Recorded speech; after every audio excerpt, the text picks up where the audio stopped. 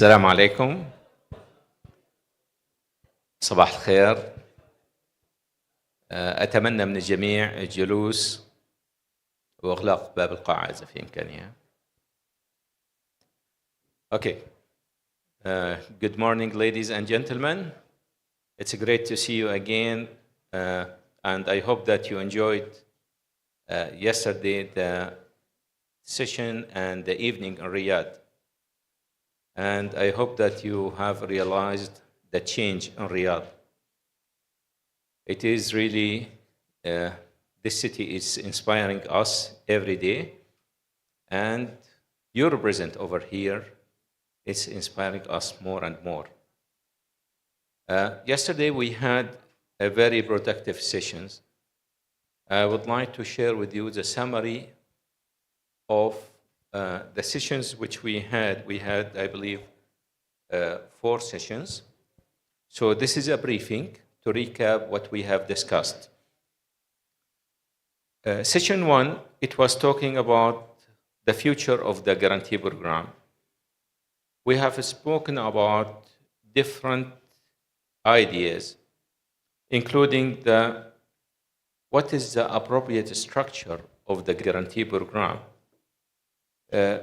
so that we have a better and higher impact in the economy in our countries. Also, we spoke about the agility, ability to move dynamically within the guarantee program, and how the speed of action within the guarantee program is the secret of the recipe.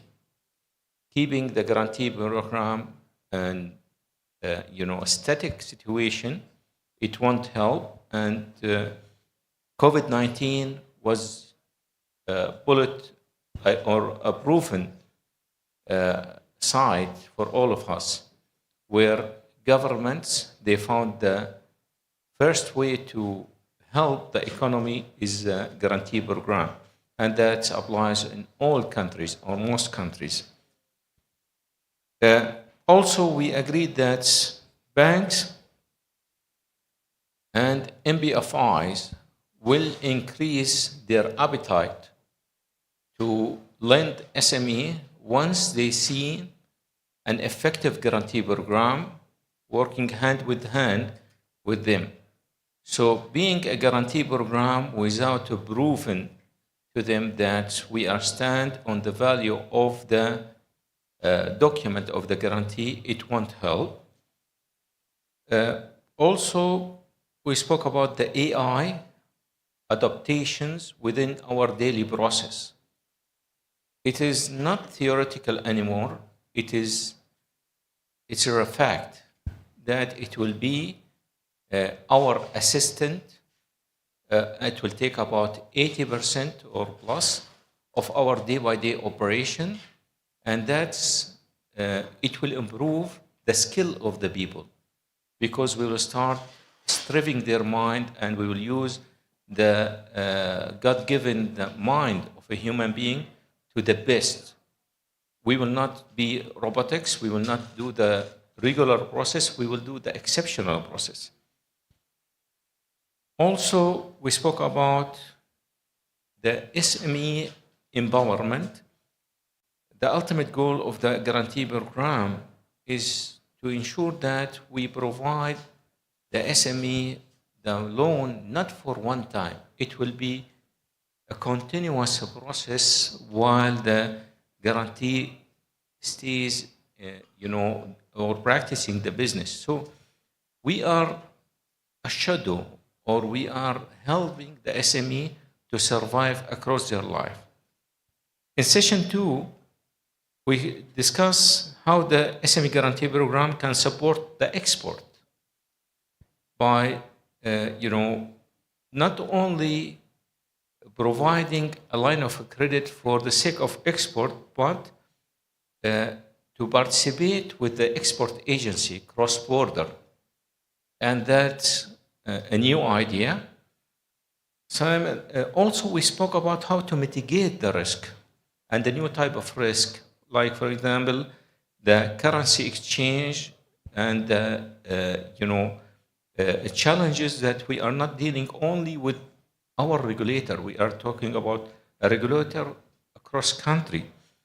Also, the new tariff, which is going to be impacting the business. This is a new idea or new challenge added to the recipe.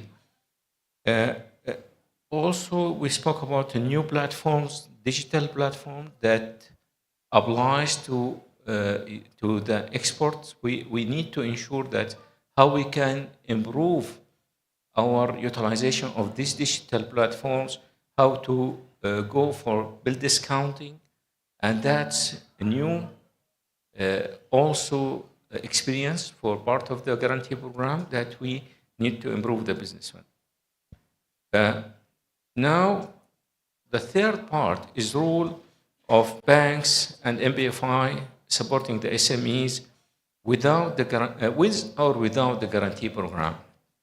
And if you recall, we had 4 practitioners whom they are coming from the banking.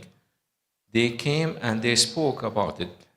They appreciate the value of the guarantee program and risk mitigation and the ability of the guarantee program to support their increase of lending and enhancing the credit terms between the banks and the SMEs.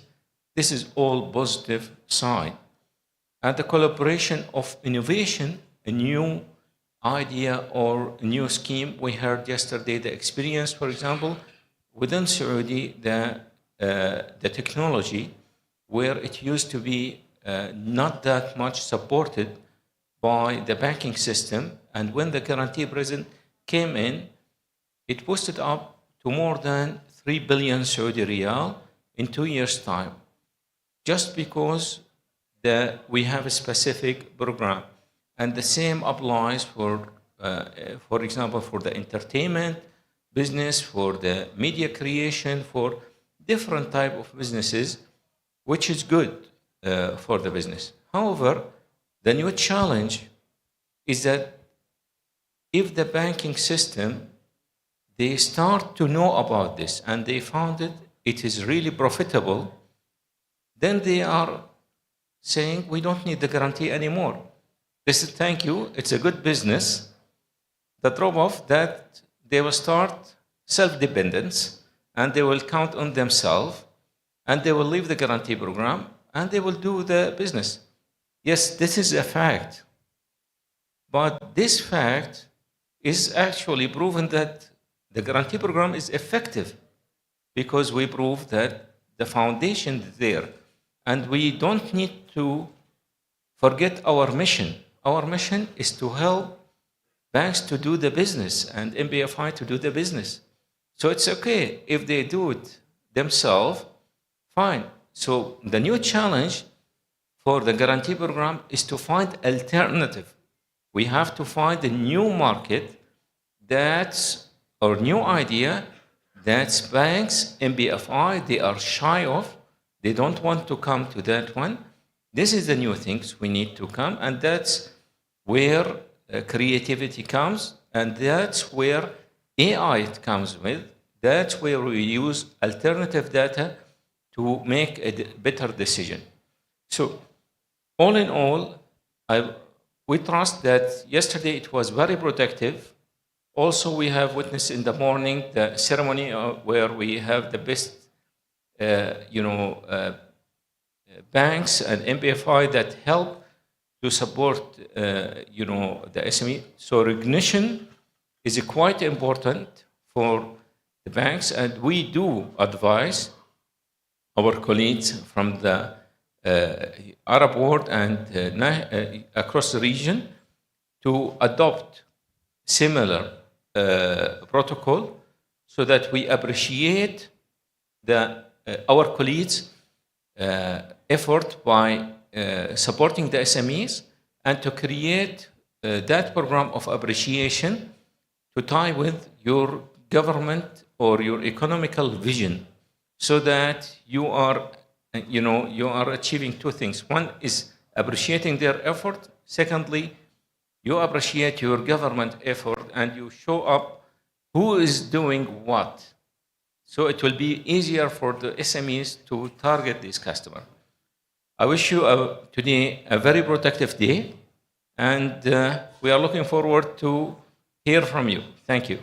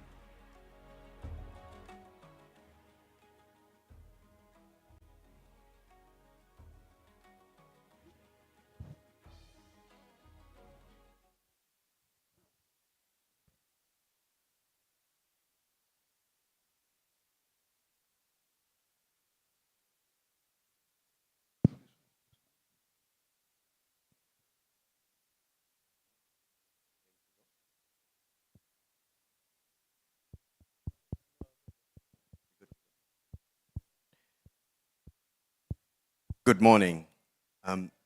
Welcome to the panel on Artificial Intelligence in Guarantee Funds, Revolutionizing Risk Assessment, Operations and Financial Inclusion. My name is Professor Yuvan Naidu, and I have the great honor of having been a professor supporting Kafala's programs for the last several years. I'm from the Arizona State University Thunderbird School of Global Management, focusing on financial performance and artificial intelligence. We have a terrific panel today, and it's a huge honor to have such a broad spectrum of experts, not just in credit finance, but also in artificial intelligence. I want to start with Mr. Humaid Mudaffar, CEO of Qarar, really been a pioneer in Saudi credit, that really is going to give us a broad base of the evolution of credit markets. We move from very traditional credit operations to artificial intelligence at the forefront with Bara Koshak, CEO of Abwab AI, pushing the frontiers in Saudi Arabia and hopefully globally in terms of alternate data and new ways of issuing credit. And last but not least, we have a veteran of the global financial ecosystem from Morgan Stanley to Bain, and of course an advisor to Biz2X, a pioneer, an end-to-end platform on all things credit from origination all the way to collections.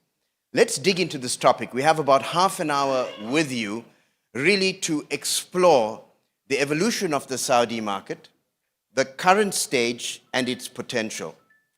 The data reveals that over the last 4 years, the book of SME lending in Saudi has almost doubled, if not more than doubled, in 4 years to 120 billion US dollars. That is significant growth in an incredible period of time, in keeping with Vision 2030's target. I want to kick off with the CEO of Qarar. Talk to us about the changes that have taken place, and to what degree has technology enabled this? Because artificial intelligence, if we go back to November 2022, which is the advent of OpenAI. This is when OpenAI was released. That is fairly recent, but your growth started well before that. What are the trends that you are seeing? Technology, human-powered, traditional credit in your growth? Assalamu alaikum wa rahmatullah. First of all, I'm really honored to be here. And I thank Kafala SME Guarantee Program for this invite and to host this session. This is something really a regional event, which really all the experts and the professionals in this perspective look forward to attend this. And I thank you, Mr. Yuvin, for this introduction. I think I've been in the credit market for the last 2 decades, and the real transformation came really from within this region. It's from the Vision 2030. But let me just give you a background before the Vision 2030. When we started something called the Credit Bureau, there was very narrow list called C list, where the individual used to be declined for credit or approved of the credit if his name is not listed.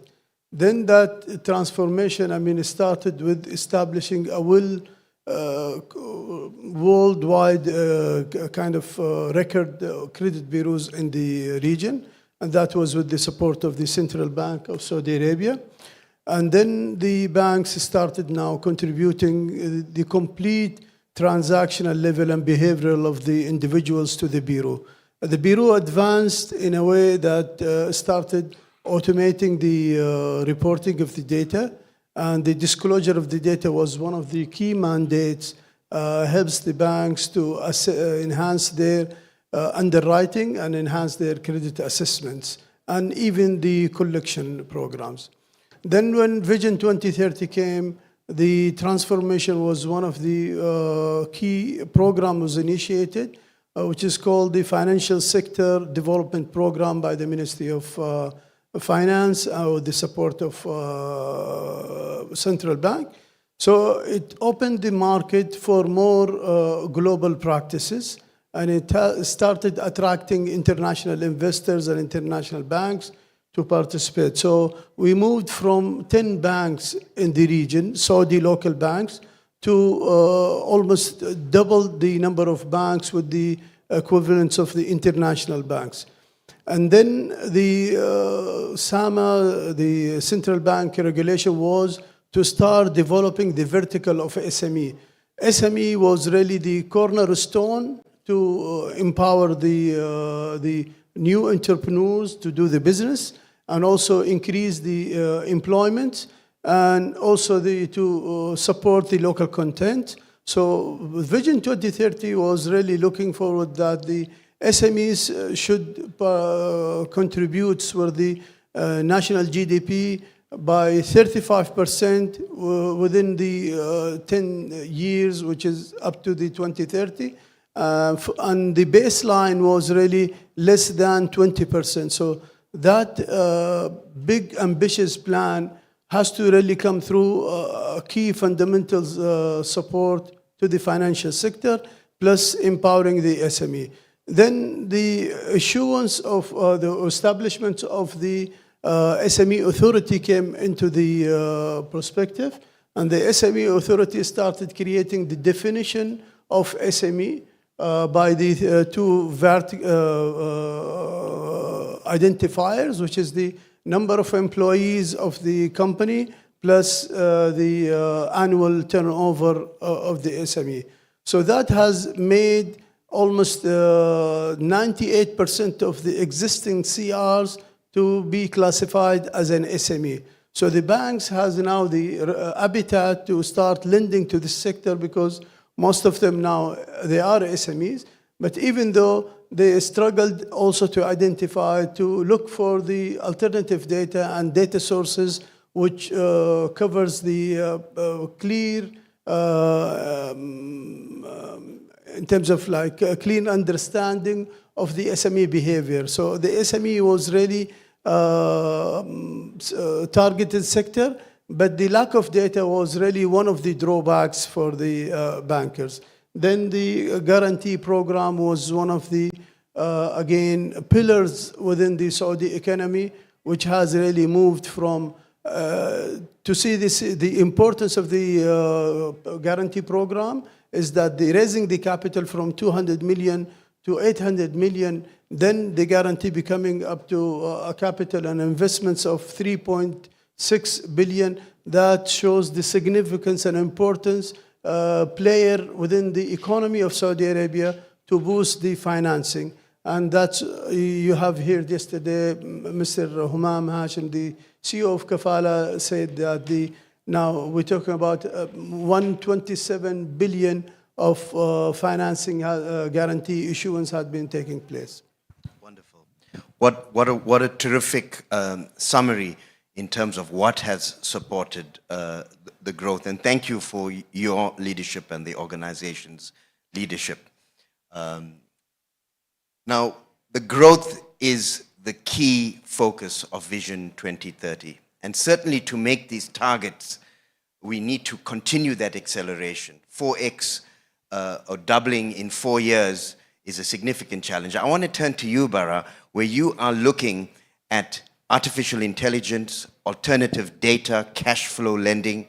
Now, if we step outside Saudi Arabia and look at regulators around the world, they are excited at the opportunity of AI, but they're also concerned about the challenges of AI. How are you balancing this in your startup, in your ecosystem, to really be the additional, I call it the Red Bull, the additional stimulant that can help reach these targets?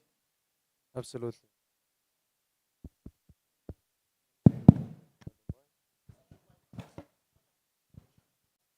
Assalamu alaikum jami'an, مساكم الله بالخير. It's an honor to be here. Maybe before we address how to govern AI, let's talk about what's the utilization and how can it enable the market to bridge the SME financing gap. As mentioned, we've doubled SME financing up to $120 billion. However, a lot of it is concentrated for medium companies, and that's a global issue, not just in Saudi. So how do we go in terms of our financing to the micro and small? The fundamental issue is that there is a lack of visibility into the credit reliability of these SMEs.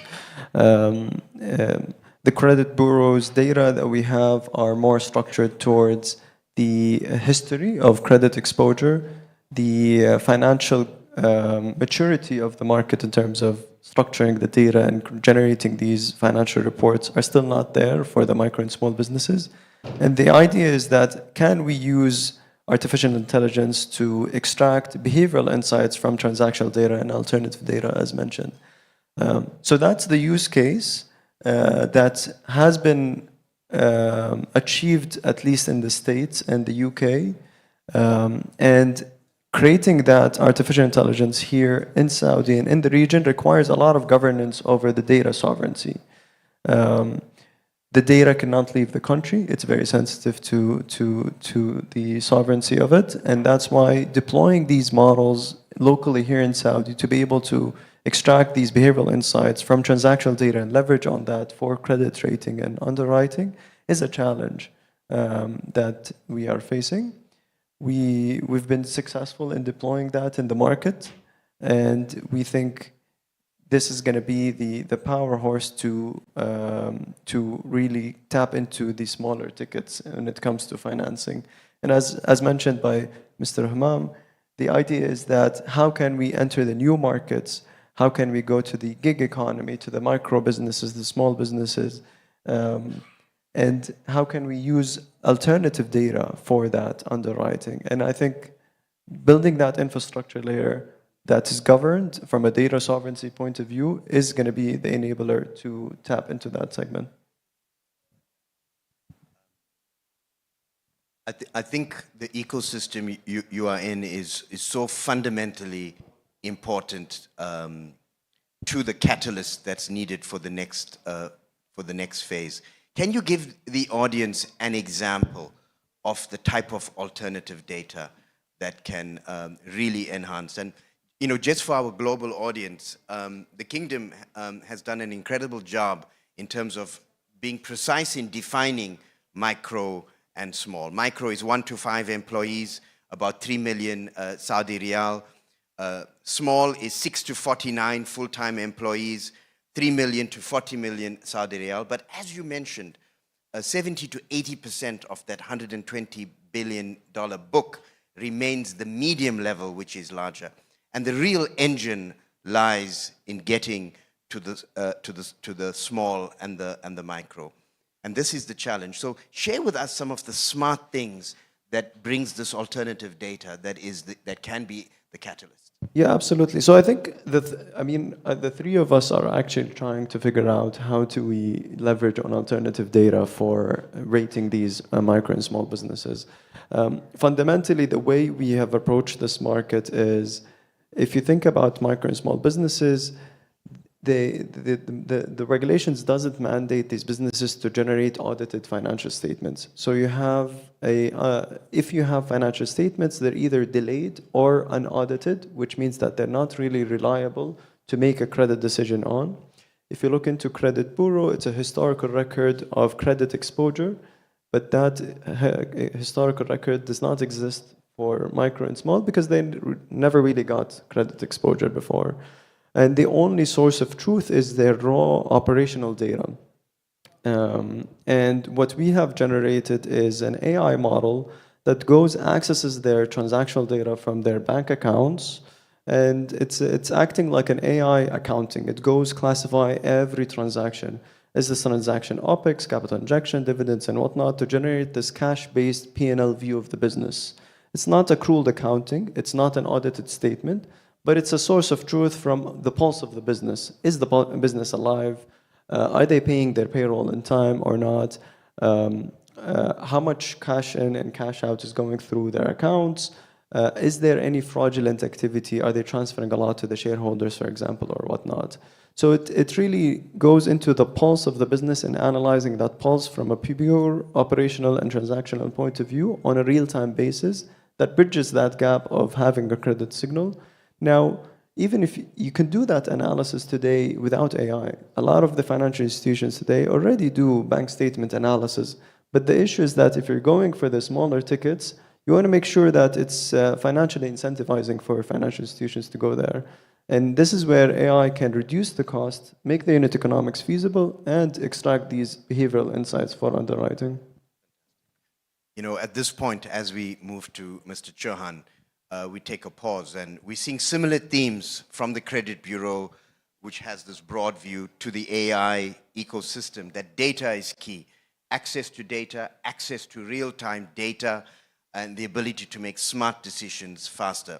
I want to turn to Mr. Chauhan.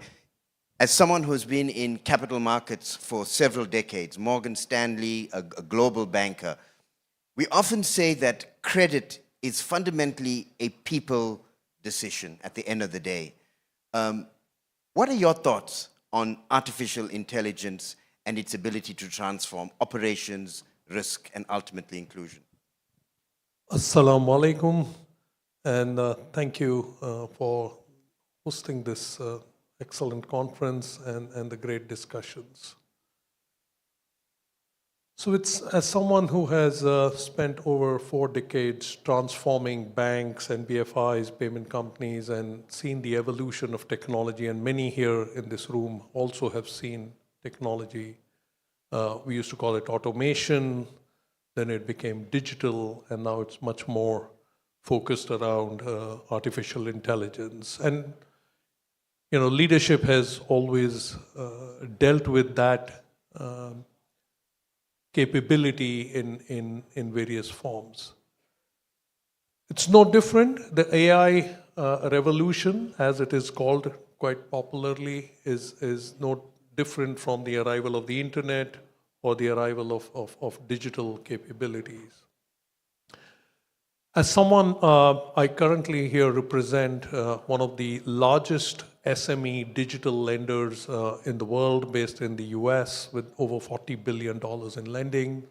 I'd like to make a few comments and to to the participants here, particularly the guarantee programs, the banks, the NBFIs, and the other, agents. A few things as we look towards AI.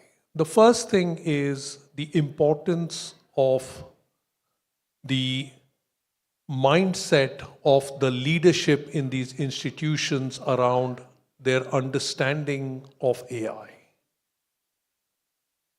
They need to, this is no longer an enigma. What AI is capable of doing and what it is not, the myths need to be broken because there is a hype, and the hype causes excitement but also fear. And we are kind of getting into that timeless debate around that point. So the leadership needs to immerse itself very deeply in understanding, because AI is not a piece of technology, but is a completely transformative opportunity for all businesses. It allows you to change your business, the fundamentals of the business model. And so that's the first point. Expose yourself very deeply to what you do. And so before I move off that point, I would say, our host, Mr. Humam, is himself a shining example of what it means. He's taken on the commitment of time and energy to go and educate himself around the advanced AI techniques in the American University, and really has elevated his ability to sit at the boardroom and think very clearly about how to utilize these, number one. Number two, coming out of that is a new age AI operating model. Now that you understand how this technology works, what are the boundaries today, and how it could evolve, you need to sit down and rewrite your business model, your operating model, the workflows that take place. You are not replacing an ordinary workflow. AI is replacing, repetitive human tasks and also is a learning organism, right? The nature of technology is learning is very inherent in it. So how do you build an operating model where your AI is continuously learning is a crucial part, and you're solving for points of friction. And the third point, I would caution a lot of leaders as you go towards AI, and it is the new shiny object, and we are aware of the risks associated with it. I would also caution you around the costs. It is still an emerging technology where the cost of computation is still quite steep. The tokens, the processing costs, etc., the costs that are being passed on should be, a business should be run on an efficient, the technology should bring efficiency to what it does as well. So those are the three things that I would say: leadership to build the mindset, the rewriting of a very clear AI operating model / strategy, and the third one is keep a very sharp eye out for the costs associated with it. If you get these three things right, I will say to you, as was made in the opening remarks by Mr. Humam this morning, you will get the speed with which you serve the SMEs. You will get the ability to be safer in how you lend to them, and money is not, it's not a runaway situation. You can manage the credits and the frauds associated with that. And third and most importantly is you will get smarter. You will go to deeper markets. You will go to markets, as was spoken this morning, we need to penetrate deeper, go to underserved segments. We are talking of the small and micro. that will bound to happen. But provided we have a blueprint, sitting here and talking endlessly on how sophisticated the AI is or is becoming, I think is becoming routine. We all are aware of what that is. So thank you very much. Wonderful.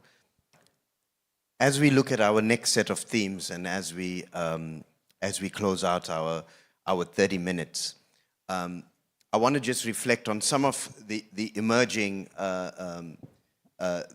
points.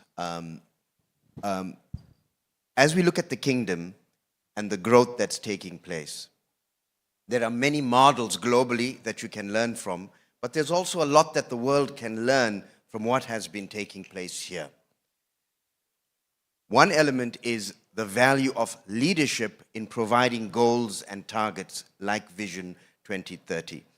And if we look at the data, we currently have about 8% of the overall book being small, medium enterprises. The goal by 2030 is to move this to 20%. It's an amazing target and goal because SMEs are the engine. As you reflect on that, I will turn to the CEO of Karar, Humaid. What advice do you have to players in the ecosystem in Saudi Arabia, to the banks, to the other players, to come together to enhance it? And what's your philosophy on the role of AI in your organization? Excellent. I think this is really very excellent question. First of all, I would like to really see, as we have now, all of us here illustrated the importance of the data and having the access to source of the data, whether it's a structured data or unstructured data, that's really key, fundamental, and base to fly with. Then the next level is the modeling. Modeling is one of the fundamental tools which automates within the credit life cycle, from the acquisition to management to portfolio management till the business simulations, or we're going to complete collection type of programs. The modeling usually starts from a descriptive, then it goes prescriptive, then generative. So it's a very important now. We need to, in our quadrants of structured and unstructured data, and the supervised and unsupervised data, we need to, first of all, as leaders, we need to understand where is our strength in terms of data availability and where we position ourselves. Then from that level, take your steps gradually to automate your functions. When I say automate, does not mean that I have 18 people doing my credit assessments. My automation should bring functions for the all 18. No, this is completely wrong. I need to do the automation, which reduces really the human factor, but alternatively, I can reuse the team in something more advanced, more intelligent, more usable for their career path. But continuous doing the routine jobs of underwriting through the manual process and twisting our systems to serve my people or my staff, this is something should be really completely changed. Lately, I think AI also is one of the very good tools to start now supporting within a risk assessment or operations, like of Sri Lankan bank, Combank, has really done very significant achievement this year, 2025, using the AI for the underwriting, for the credit risk assessment, and automating so many other functionalities. So it's classified through in SME Finance Forum this year as one of the digital banks who are using the AI. So my recommendation today for the leaders and for the bankers to start now focusing the best ways and the partners who can help them and support them throughout this journey. This will require people mindset change, as Sandeep mentioned. Also, it would require some investments, and we need to be cautious about that investments. Then put your blueprint, as closed, last statement from Sandeep, the blueprint where it takes you today from the base position to the advanced position. Farah, please share your thoughts in terms of if you had to look at the ecosystem, what would you like to see more of, and what's your vision ultimately of where AI can take us to? Yeah, I think just to reiterate, the Financial Sector Development Program has mandated banks to have 20% of their loan book going for SMEs as part of the Vision 2030. And the market has responded. 40%, we've doubled SME financing up to 120 billion. The guarantee program, Kafala, has been the force behind that to happen. And I think what we're seeing today is what I would like to see. We're already there. We're expanding heavily in terms of SME financing. And I think just adding to it a layer of infrastructure and data that we're trying to build and establish here in the market can be an enabler, a catalyst to scale that operations efficiently, especially if we're going into the alternative data and the new markets such as the gig economy and the microfinancing. Okay, thank you. A lot is, very appropriate comments have been shared by my colleagues here, but I'd like to put the spotlight on another point, and that is the role of educating your people. And we really are very, very proud of what the work that Kafala has done.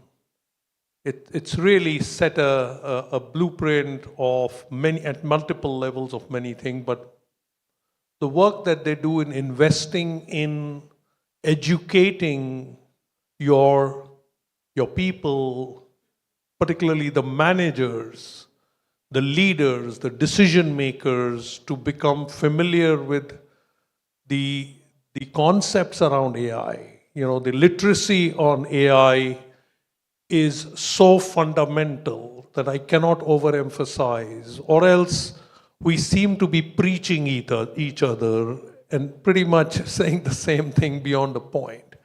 So as you set aside strategic ambitions, etc., one of the pillars for the next few years needs to be AI literacy, and the work that the academia, in partnership with academia, the stuff that Professor you do with Kafala, with your Thunderbird School, is really been. I can see why this programs around have been very successful, and having met a lot of the talent from Kafala, I can see their familiarity. So I could just underscore that point on investing into AI literacy. Thank you very much.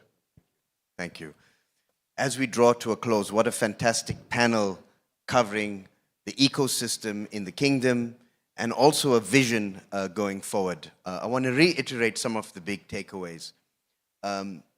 In operations, risk, and credit, we often share an equation that trust equals speed. Trust equals speed. And what's been happening over the last few days is Kafala has played an incredible role in being a bridge of trust building between the different stakeholders and bringing folks together. And for that, we want to thank the organizers and CEO Hisham Hamim, CEO Hamam, thank you. Part of it is this concept of educating the market in a good sense. And CEO Hamam has been a pioneer in that in many senses. But it's not just education in artificial intelligence. It's also education in terms of the SME market, and not to forget that it is the entrepreneurs and the people on the ground that ultimately will be the engine. And in there also lies the potential of artificial intelligence to create customized lending in terms of the customized programs of lending, but also customized learning journeys for the community to ultimately drive it. As we close, we hope that the conversations and the discussions continue in the corridors. This leads to more discussions and ultimately to impact on the ground. Thank you, and we look forward to the other panel.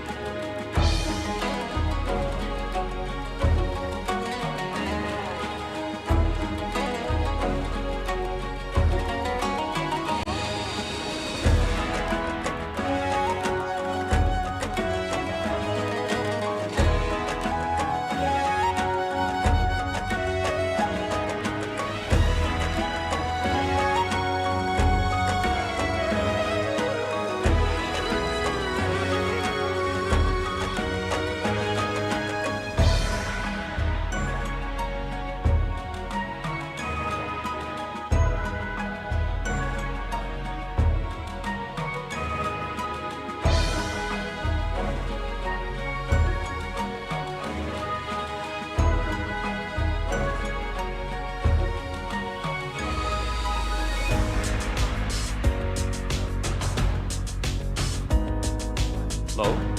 All right. Thank you, everyone. We had such a great session around the AI. I got super insights from the speaker before. Two things that stuck on my head. One is leadership mindset change, which is very important for the transformation to AI. The second one, which is educating your people. And as an employee in Kafala, I was super proud that our organization are investing in the employee really well, thanks to our development and training team. Let me introduce the next session for today. We have the session for the green financing and bridging finance and sustainability, innovation guarantees for green SMEs and agri-finance. Let me introduce our speaker. We have Mr. Saeed Jabrani, CEO of تمويل with us today. Also, Mr. Humaid Mudaffar. He's ex-Kafala and current CEO of قرار. Also, we have our guest Alberto Diduni from the Development Guarantee Group. Lastly, we have our dear colleague Masha'al Mudaffar. I'm super proud that she's in my team.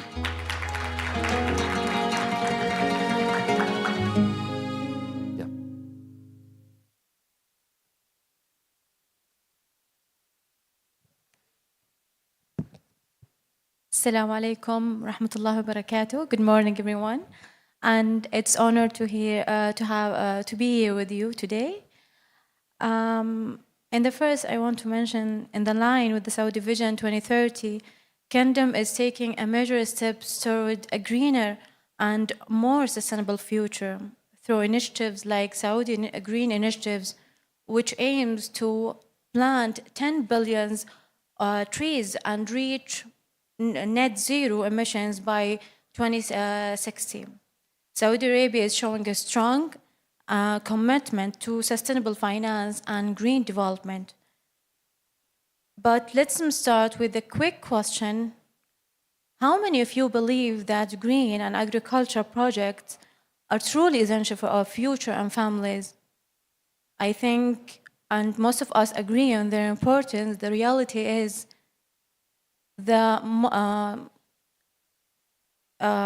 most of the agriculture projects are still struggling with get access to financing. They're often seen as risky, complex, or too innovative for traditional lending. And that's what comes exactly what this session is about. Bringing finance, accessibility, innovative guarantees for green SMEs and agriculture businesses. And this discussion will explore how guarantee programs and new financial model can open opportunities, reduce risk, and help build a strong foundation for sustainable growth. Today's discussion brings together experts who have played key roles in shaping sustainable finance and guarantee programs regionally and globally. Now, it's my pleasure to introduce our speakers, Mr. Alberto Diduni from Development Guarantee Group in United Kingdom, bringing global experience in MSME finance, blended finance, and innovative guarantees structure. And Mr. Humaid Mudaffar, CEO of قرار in Saudi Arabia, a leader in fintech and credit analytic and SME financing with a deep insight into data-driven lending and digital transformation. And Mr. Saeed Jabrani, the CEO of تمويل in Morocco, heading one of the most successful national guarantees, advancing sustainable and inclusive finance. Together, their perspective and span global innovative, regional technology, and national implementation. Let's start with a global perspective. Mr. Alberto, many banks still perceive green or agriculture projects as a high risk. From your perspective, what are the main barriers that make this financing this sector so challenging, and how can guarantee programs help overcome this? Yeah, thank you for inviting me. It's a pleasure to be here and discuss about these important topics. Maybe, well, I would say a couple of issues emerge when we talk about green projects and also agriculture, although they are separate sectors, but they have a lot of commonalities. One is, in my view, the main issue is a predictability of cash flows. So financial institutions that we work with have issues carrying out due diligences in those two areas, given the impact of climate change, particularly for agriculture, but also in case of green technologies, the new green projects, the new technologies that are emerging and that could, whose cash flows are difficult to predict. So that makes it challenging to some extent, and this is one. The other one is also collateral, particularly for the agricultural sector, and that brings the issues such as land tenures into the picture. And then finally, I would say the issues, the asymmetry of information between the project developer and the financial institution, whereby those two being new sectors in some countries, it makes it again financial institutions a bit reluctant to go into those industries. I'm truly agree with you. Building on that, Mr. Alberto, we have seen new models of partial credit guarantees and blended finance partnerships emerging around the world. From your perspective, which innovative approach have proven most effective in de-risking green or agribusiness investment? Well, one example is what we're doing at the DG, Development Guarantee Group, which the company that I work for. We have launched the Green Guarantee Company, which is the only private managed institution, instrument only focused on green projects. We have a $1 billion underwriting capacity, and we help financial institutions and project developers by providing guarantees so that foreign investors can then, foreign lenders can then invest in those technologies. So I think instruments like the Green Guarantee Company can help overcome some of those challenges that I mentioned. Thank you. Excellent insight. And that gives us a strong foundation for understanding how global experience can inspire local actions.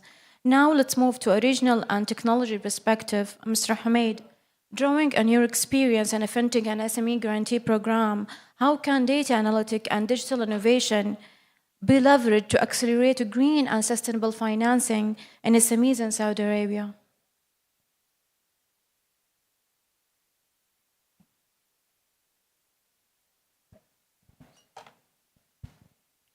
Thank you, Michelle, for this question. I think, again, for the audience, I want to set the scene that the foundation of this comes from the government support, because the government enforcement is a very crucial to the success of green financing. So therefore, the Ministry of Finance, through their arm of National Debt Center, they created the green financing framework. And that framework has really supported the issuance of the green bonds and green bonds, and helps the banks start now contributing towards this. And in the framework also, it was mentioned clearly that the use of the proceeds. So it's a very important today. Once the investors, they start investing in these bonds, the disclosure of these bonds, the use of it is very important for the investor to create the trust.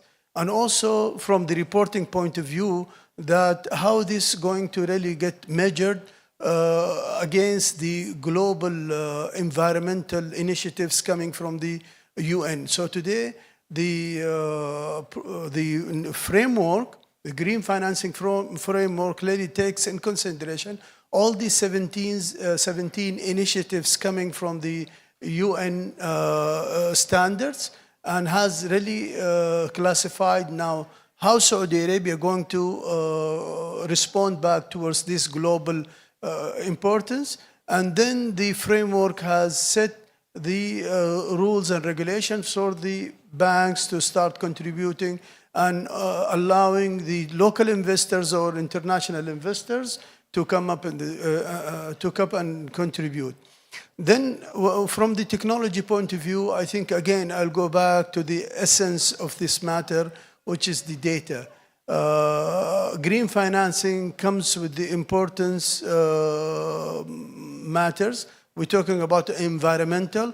Today, our banks, they are very strong in doing the due diligence of the companies, the KYC of knowing the customers, and doing the other type of assessment, credit assessment. But when it comes to evaluating an environmental or social factors or governance factors, they really lack in that function. So therefore, the role of technology comes as a very important. We need fintechs, we need technology experts to come up and help the financial sector to build up these type of criteria of metrics of assessment, which really links to the credit cycle of that behavior of that company, and even reports back the measured factors on a gradual basis. Just one example, if today a bank financing a retail shop, which has, for example, more than hundreds of retail shops around the kingdom, different regions. And now they said, okay, we are contributing to the waste control, recycling, or also green implementation. So how the banks, with this working capital, they need to come back again and again on an annual basis. Banks will be able to start measuring those performance. What was the base of the company when they funded, and then how they are evolving from a year to year. So only fintechs will be able to help the banks with this. I think the traditional practices will be really challenging, but the fintechs with the small, smart use of AI and other alternative techniques can contribute highly to this level. Thank you, and I'm totally agree with you. And this make us move to another question. Mr. Hamid, looking ahead, how do you see public-private partnerships shaping the future of green finance and enabling shared responsibilities and risk? Again, strategically, I mean, top-down approach, it comes also from government support. Like last year, PIF has issued green bonds March 2024 to attract local and international investors. So the private sector will be really attracted when there is a government support, when there is a regulation and framework clearly set down, and also the execution is in the place. So I think whether it's a PIF or the Ministry of Finance and the central bank, collaboratively today, they are really looking forward to expand this and open up the open banking concepts, where the investments will find an opportunity today to come up with purchasing bonds and investing in bonds, and reporting back will help the investors also to become more trust and sees his benefits. I mean, how the progress of this long term of bonds really going to contribute again. Thank you so much, Mr. Hamid. Now let's turn to a national perspective from Morocco. Mr. Saeed, from your experience leading Tamwilakum, what have been the most effective strategies for mobilizing green finance and supporting sustainable SMEs? Thank you for your question. In Morocco, Tamwilakum is very deeply involved in this approach since many years. The first initiative in Morocco led by Tamwilakum for this topic was held in 2002, 23 years ago already. So we have a strong and very deep experience. And to share with you what are the most important insights, for me there are four factors to sum it up. The first one, and maybe the most critical in terms of operational execution, is the fact that micro and SMEs often identify the fact that they need a green transition and their specific projects in terms of efficiency and energy efficiency, but they lack the technical expertise and sometimes the financial one also, so they need help. They need technical assistance, and that's really, really very important because they don't have always this experience and this expertise. So that's the first one. The second one is that we have to give the private sector in order to, like you said, to help them go through this kind of investment with the de-risking mechanism. With two parts. The first one is, of course, guarantee schemes that we already offer in Telecom, and to have to take in consideration that the profile of risk, like you said, is somehow different because of many reasons, but it's different. So we have to give specific coverage ratios and products in terms of guarantee. And the second one, in terms of loans. So either they are subsidy loans, so they benefit from lower rates, or co-financing schemes that we offer also both of them in Telecom. And the last and the fourth one is maybe specific to Morocco, but it's very important also, is to give them grants, subsidies, and grants directly to really encourage them going through, because for SMEs, sometimes $50,000 can make a huge difference in the program of investment. So giving them these grants, and this is a political policy for policymakers, that's important. In Morocco, we have very specific investment chart that includes not only this green and ESG transition, but is large, but we have a specific axis regarding this. So to sum up, fourth, of course, and the most important one is technical assistance, specific guarantee schemes, loans, and the last one is to maybe have these grants and the policy of the whole country. Great points. Let's maybe that take us to another question for you, Mr. Saeed. What do you see the key difference between a generic investment project and green project, and how do these different translate into green into guarantees program design? The main difference, there are many differences. Maybe the most important ones. The first one is in terms of objective, of course, because as if we may call it so, generic investment, the financial returns is the most important part of the investment and of the assessment. But for a green investment, of course, there has to be financial returns, but also there is another assessment much more deeply in terms of climate benefits, in terms of assessment of the energy, in terms of ESG. So much more work and much more details regarding a green investment versus a generic one, which make the second point, the main difference in terms of eligibility assessment. We have to take in consideration and to identify, and the word is important, like you said, Mr. Mudaffar, measurable KPIs for this ESG. The main challenge for us is these KPIs and how to measure them, and to be sure that we can measure them in the time, not only in the beginning of the project, but also during the lifetime, and then to give specific targets that we can monitor during the lifetime of the investment. So the main difference is here.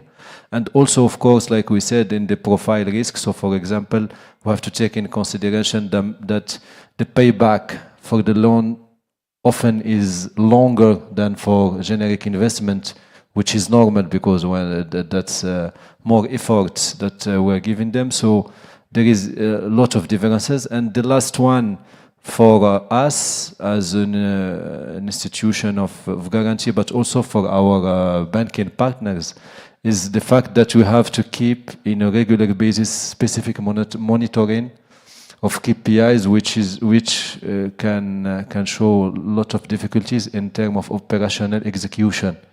So it's always very good to say that we have impact.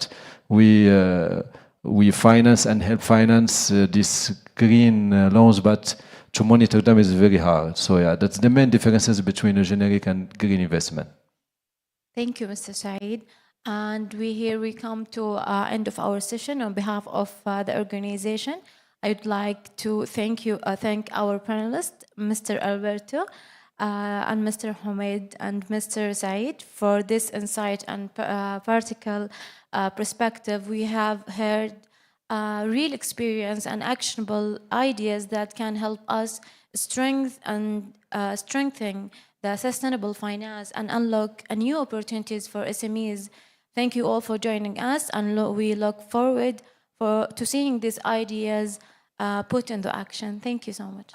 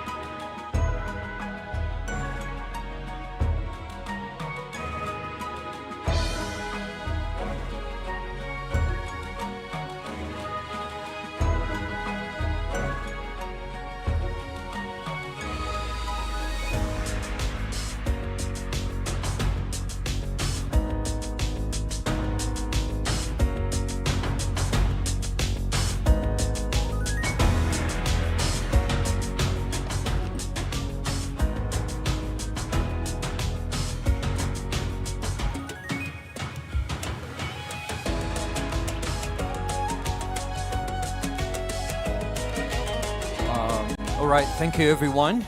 Thank you for being here. That was super informative session. Thanks to our participant speakers for such informative thoughts. We will have around 15 minutes break, and then we will come back and continue our program. Thank you.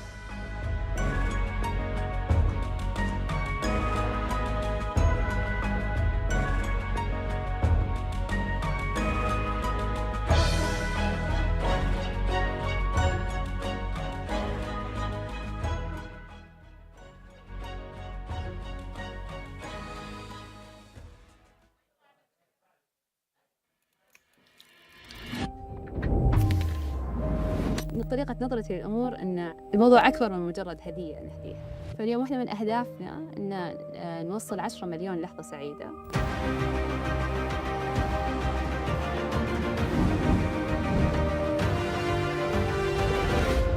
سارة الحميدان، رئيس تنفيذي والمؤسس لشركة رسيل. بدينا رسيل قبل 9 سنوات، بديناها بشكل مرة صغير، بديتها في البيت. كنت وقتها بآخر سنة في الجامعة. مكتب الدراسة حقي تحول لأول ورشة رسيل، فكانت هذه البداية بالصغيرة كمتجر إلكتروني يقدم هدايا للناس، نغلفها بيدنا ونوصلها مباشرة لحبايبهم. بعدين خلال أقل من سنة أوريدي فتحنا المكتب الأول حقنا يعني، وبدينا نوظف يعني كم بنت في الرياض. وقتها انتقلنا للرياض لأن بدايتي كانت في الشركيات، لكن نفس الوقت كان عندي وظيفتي اللي هي كانت جزء من أحلامي إنه يعني أكونها. فكنت أشتغل وعندي هذا وعندي هذا وأحاول أوفق ما بينهما. خلال 5-6 أشهر ما قدرت أكمل، استقلت من وظيفتي وركزت على رسيل.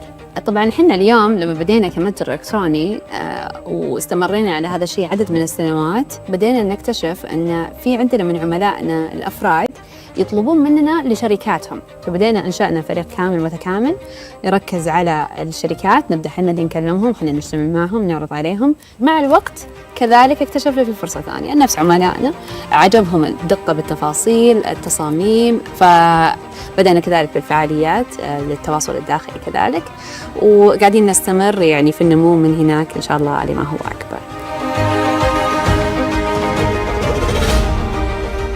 صراحة التحدي اللي دائما مستمر في قطاعنا هو السيولة رقم 1. هذا الشيء بيخلي عندنا زي سقف للنمو حقنا. فهنا جاء دور كفالة اللي يساعدنا في أن احنا نحصل على ثقة أكبر من البنك. ويعني حتى كفالة يعني هي ما تعطيك الفلوس بنفسها، هي بس تعطيك الثقة أمام البنك إن هي تكفلك إنه لا، رسيل شركة حتلتزم معكم.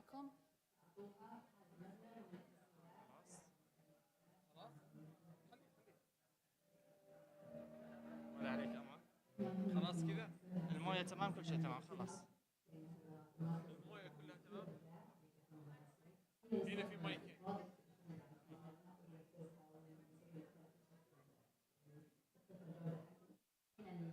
طلبات الشركات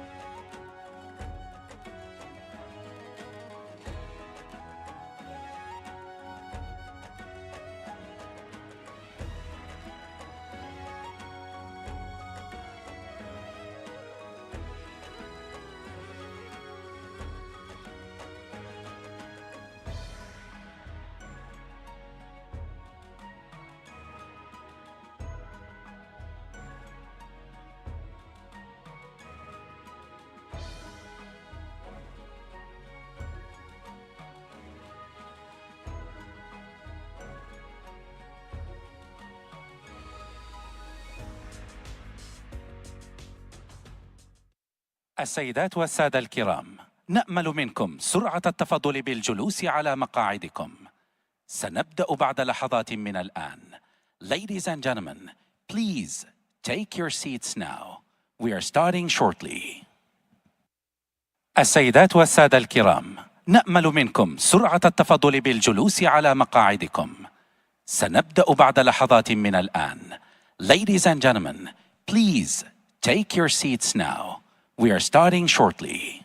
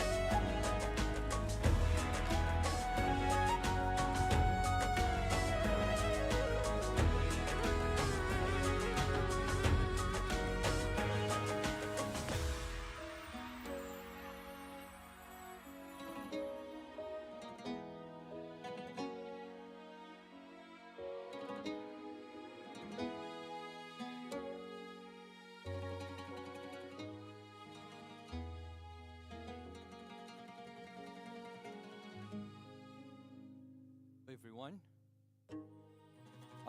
Thank you again for being here.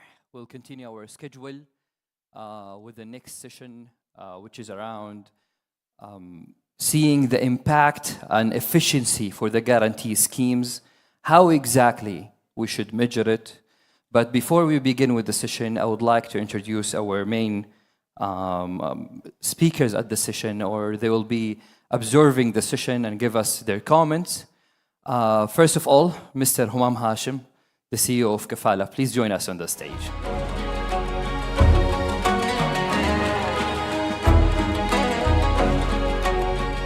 Next, our second guest speakers here today is Mr. Qaysar Noor. Please welcome us on the stage.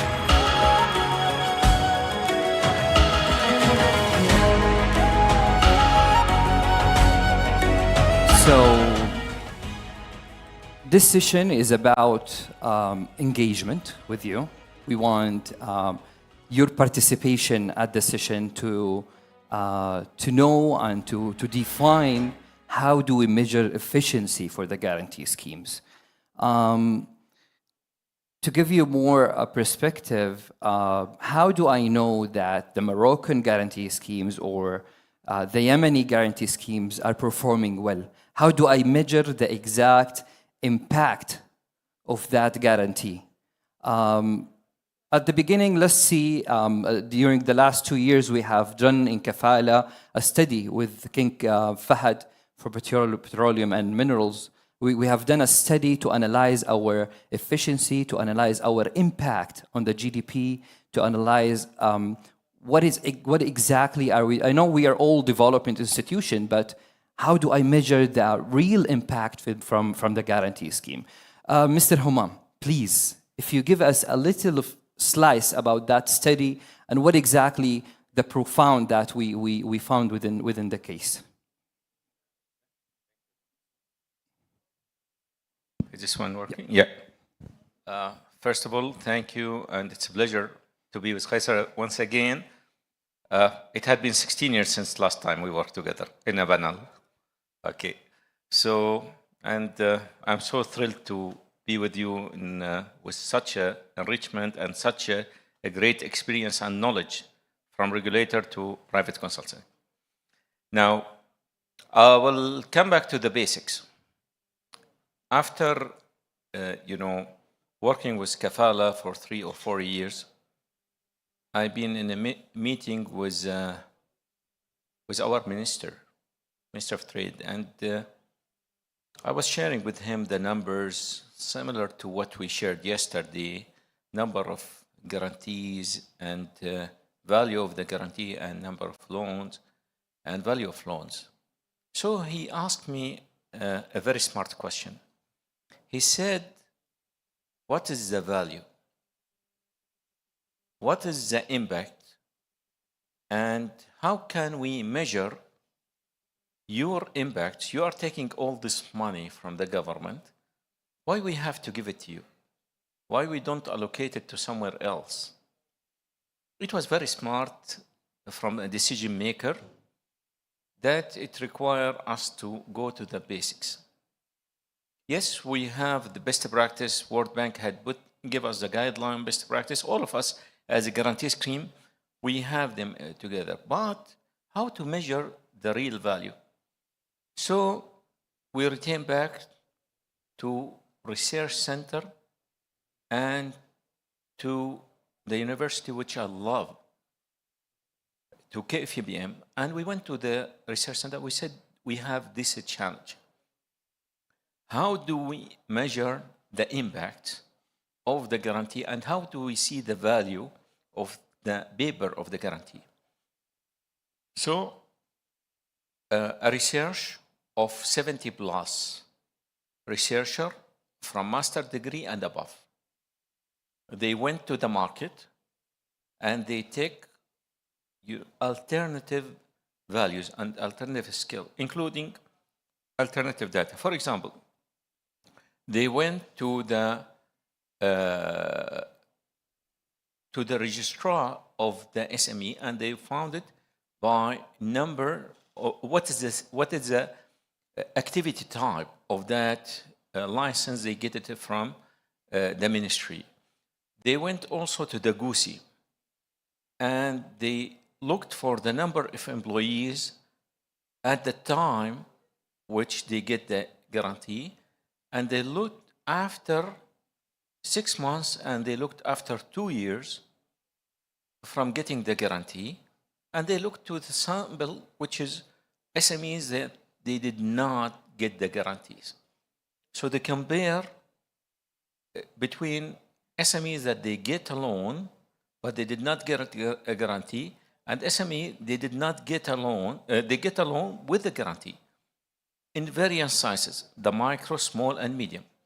And they looked for number of employees, how much they gross in different side, male, female, different gender, Saudi and expats. And they start looking to that value. Then they found there is a result out from this data. They went to extra value. They went to what is the turnover? What is the net turnover of that SME? Result was magnificent. Then they went additional skill, and I'm sorry if I'm taking too long. Please go ahead. They went and they said, we would like to measure the contribution to the GDP. Okay? How much they contribute, or that SME had contribute by that GDP, especially after they get the guarantee. So we can now know exactly how much we participate in the big volume of the government GDP on annual basis. In addition, they took another angle, which is how much our cost, what is our operation cost. So now we know the value of real. We put it in terms of our wages, in our operation cost, in our provision, in our losses, vis-a-vis the return back on the GDP. That was magic. When we received the numbers, it was a real magic. We returned back and we shared this information. We shared it in public. That creates a trust. The beauty of the trust, it did not come from within the organization. We went to the masters, or the researchers, whom they evaluate us. They said that you have done a good job, for example, at the micro. You have done a good job at the small, magnificent job in the small. Whereas in the medium, no, you have not done too much added values. You can improve your business by increasing the value of the tickets which you have done. Mm-hmm. That was, something which is new. The contribution of a woman, the job created for the ladies in, in Saudi Arabia, it was magnificent. And the growth in the business, either by kafala or without kafala. The intention of women enablement in Saudi Arabia, it was really good. And then we went to extra stage and we compare it to the data which is already published in either the World Bank site or the IMD Research Center. We compare apple to apple. And yes, some areas we find that we are not to the level of certain countries, but the speed of growth is huge in Saudi Arabia. If we keep the same momentum, sure, then we will be in a much better position. Amazing point. So that's a summary of the study. Maybe you could share it with the audience later as well. Mr. Qaisar, you're in the financial institution, from the financial sector for such a period. What do you think about the topic? How important is to understand the impact of these guarantee schemes? No, thank you very much. I would like to thank Mr. Hammam. We had a very long professional relationship back from SAMA and Saudi regulator days. And in fact, I recall our discussion at that time, just going back into history, that at that time, the book size was very small. There was hardly any clarity about the strategic vision. And then when we worked together, to be honest with you, now there is no reason why Kafala program I would class as one of the best performing guarantee program, not only in Saudi Arabia, but also globally. And I would like to take the example that I was part of the Basel committee, which was working on the RWA calibration. And in fact, at that time, I remember in 2018, they asked that what Saudi Arabia can contribute. And when we went back in terms of the data points what we had was so enriched in terms of the life cycle of the SME from the very start up to the mature stage. They were very happy. In fact, at the end, we went with a win-win, which is the reduction in corporate SME risk weight from 100% to 85%. So I echo exactly, there's a great storyline which is appearing in the country. The power of leverage has helped a lot in terms of scaling the banking sector balance sheet and certainly your off-balance sheet. And it is quite evident in the numbers. Numbers never lie. If I look at the numbers today, we're talking about 1.8 million MSME in the country. 10 years ago, this number was less than 500,000. If I look at the success rate of these SMEs, that's amazing. In certain sectors, you can see some liquidation happening in the 3 to 4 years time period, but overall 90% entities are succeeding. Especially look at the COVID era. That was the testing time period to see that how the SMEs are resilient and contribute towards the economy. And the results have shown. In fact, the NPL during that time period was much less than the usual NPLs of some of the developed markets. Like it's very easy to see in the European and the US market NPL of 7 to 9%. But during COVID, even during that time period with the regulator support and the funding program and the variety of programs, the NPL was much lower, in very low single digits. So that is a success story. The numbers are proving that this program is working well. The banking sector is feeling the support in terms of distributing those loans towards these programs. And in fact, there are certain sectors which has much higher growth rate. In fact, the aspiring, you talked about the women empowerment and the women taking up role. Not only you can see the reduction in unemployment ratio of the women drastically from more than 30% today to around 10%. They are contributing. In fact, if I look at the last CRs for the last 1 year, what is the percentage of women taking the CR? It's huge. It's 30 to 35%. So there is amazing story which is emerging as part of the young Saudi male, female who are contributing strongly, and kafala is playing a part. All right. Thank you, Mr. Khaisar. Now it's your turn to give us your thoughts on the topic. Can you, turn the screen. So if you use the barcode, we want your participation on that question. And the topic is really exciting because when I think about it is, in Kafala we have around 7,800 applications annually.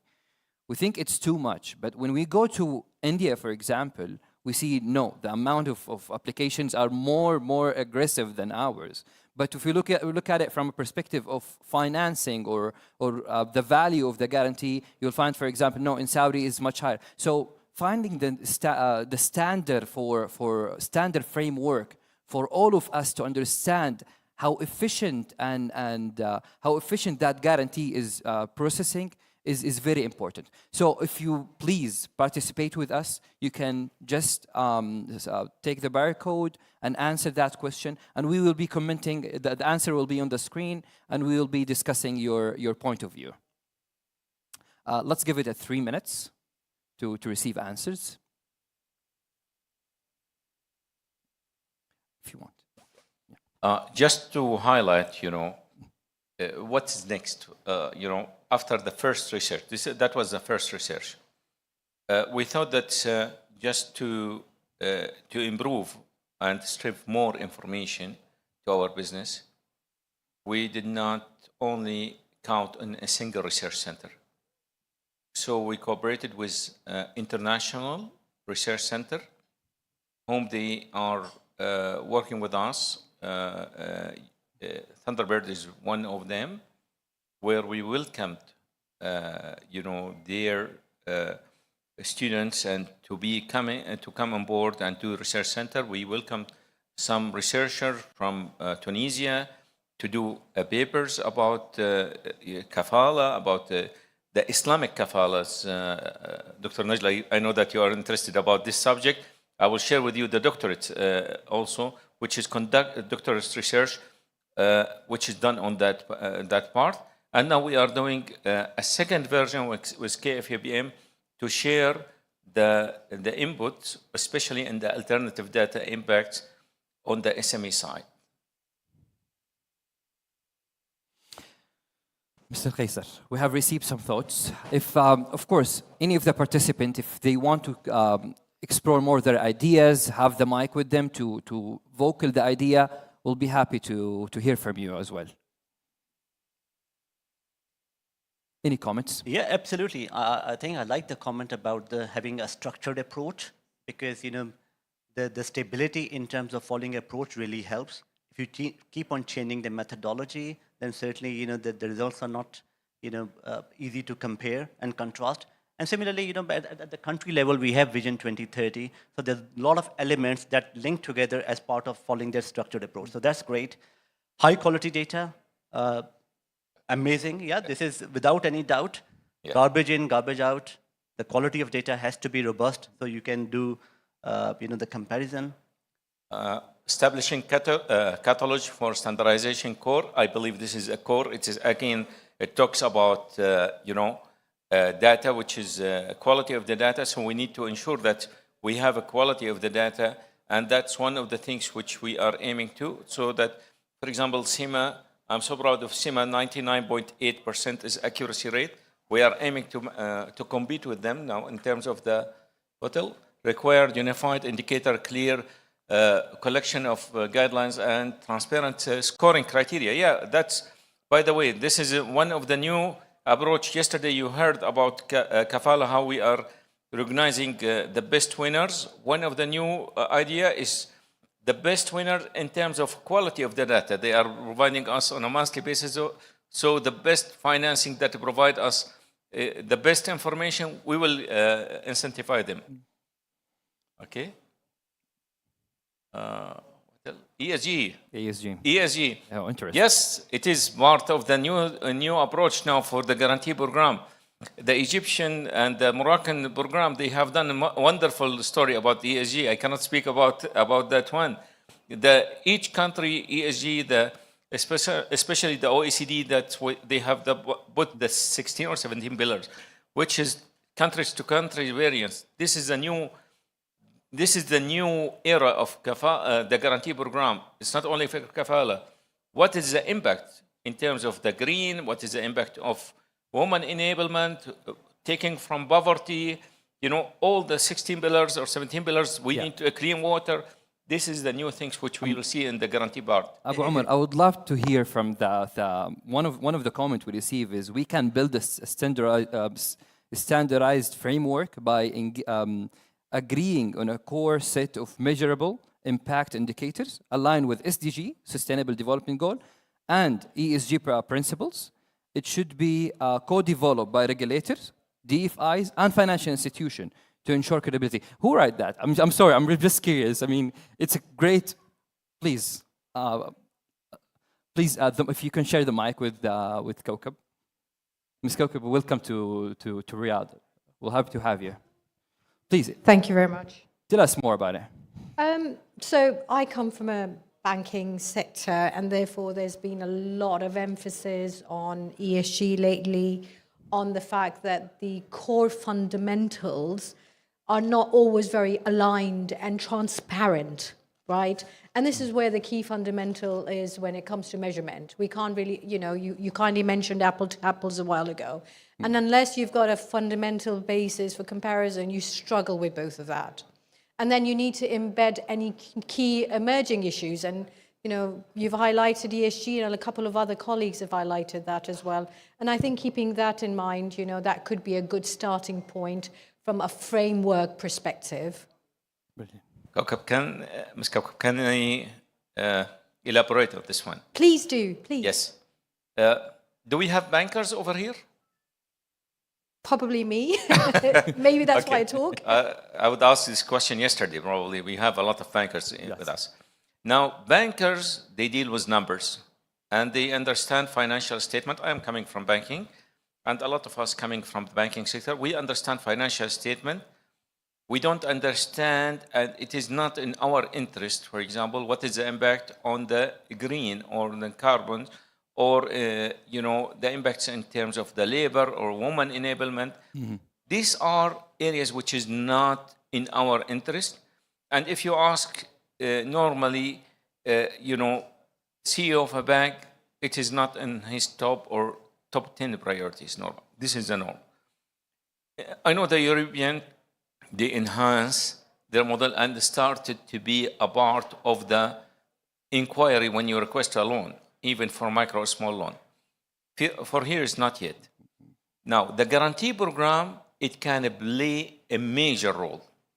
in this situation, because rather than asking each bank to go and provide their own standard and change their operating system, the guarantee program can be the middleware that it collects the information on their behalf and send that information to the regulator. So a simple example which we are working with the environmental fund to see the impacts in terms of, for example, transformation to fossil fuel to non-fossil fuel. So we will see that impacts because we are collecting the data from the regulator or from the authority itself. So it will be easier for them to show their impact. And that can be incentivizing. I will give you an idea. It can be incentivizing the banks and the SME. Now, assuming that I am an SME taking a loan with interest rate or the profit rate, let's say 12%. In order to change my operating model from fossil fuel to be a solar. Now that it will cost me, let's say, $500,000. Now, I don't know if I am at the bank, give this fund to that SME, whether they are going to use it for that purpose or they can use it for other operation utilization. So, what we can do as a guarantee program, we can do the financing and charge the SME 12%, assuring that they charged 12%, but when they finish the loan, we can go to the authority that can certify they have made the transformation and pay back on the behalf of the authority the interest or the part of the profit, assuming that it will be reduced from 12% to 5%. The 7% for the tenor of the loan, they can take it as incentivizations, okay, or as a bonus by the end of the loan. That cannot be done unless there is a guarantee program, and that's one of the good idea we are working on them. If you allow me, just on the ESG and because these days this is a very important and very timely topic. So there's a concept known as carbon credits, and this concept is so important that if you are in the alternative energy sector or the sectors which are green in nature of the project, then you have some carbon credits which you can sell in the exchange. PIF has taken initiative in terms of selling those carbon credits, and whoever is a buyer on the other side, maybe they are doing some initiative to do more green sort of projects in future. So there's a huge market, and that's exactly where the role of carbon credits, sale and purchase will help. And Kafala Guarantee Program is a big enabler as part of providing the incentives that can translate into a lower pricing. Because at the end of the day, it's the pricing which drives these sectors to grow and become medium and large in future. Secondly, as part of the overall governmental sort of initiatives, I've seen that there's an ESG handbook that is being prepared for the country, which is of course considering the overall economy and the macro fundamentals. That can play a bigger part in terms of standardizing all the framework, the requirements, and the incentive, what you can drive as part of that initiatives. Amazing. Sir, on this part, now I know that there's a lot of consultancy houses or advisory houses that they have already pre-printed books to help you to do the guidelines or to build up the guidelines. That's good, but it is not a perfect. Good to have that as a reference. But effectively, you need to build up your own system as an organization. Sure. And when you have really an effective guarantee program, back again, as we have seen, for example, in Europe, and as we have seen in Egypt, Morocco, I believe Tunisians, they have done a good job also there. India, they have done a magnificent job. Brazil, they have done also a great job.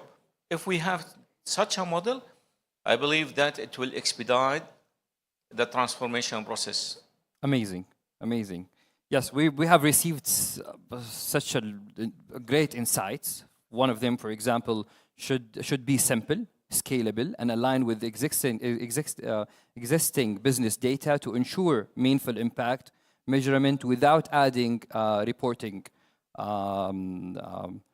burdens. Also, it define clear and common indicators that capture economic and social and environment outcomes. But let's move to the other question. It seems like they're all within the same scope. Let's move to the other question, which is the last question. Thank you for participating. The last one, which is, what is the most impactful when it comes to the guarantee scheme's effectiveness? You can choose different answers. You can choose even the 4 answers if you want. But we want to see, what is your thought on this one? Is it the number of job creation?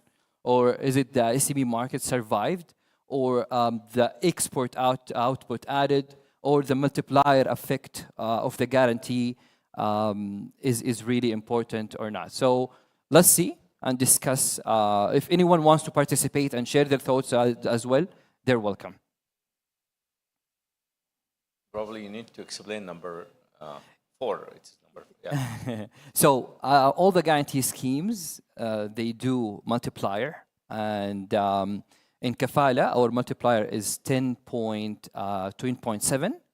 And the 1 riyal that put into Kafala, because we're not doing a direct financing, we're playing with the leverage. So it's leveraged 10 times. That means the impact of 1 riyal is 11 riyal in the economy.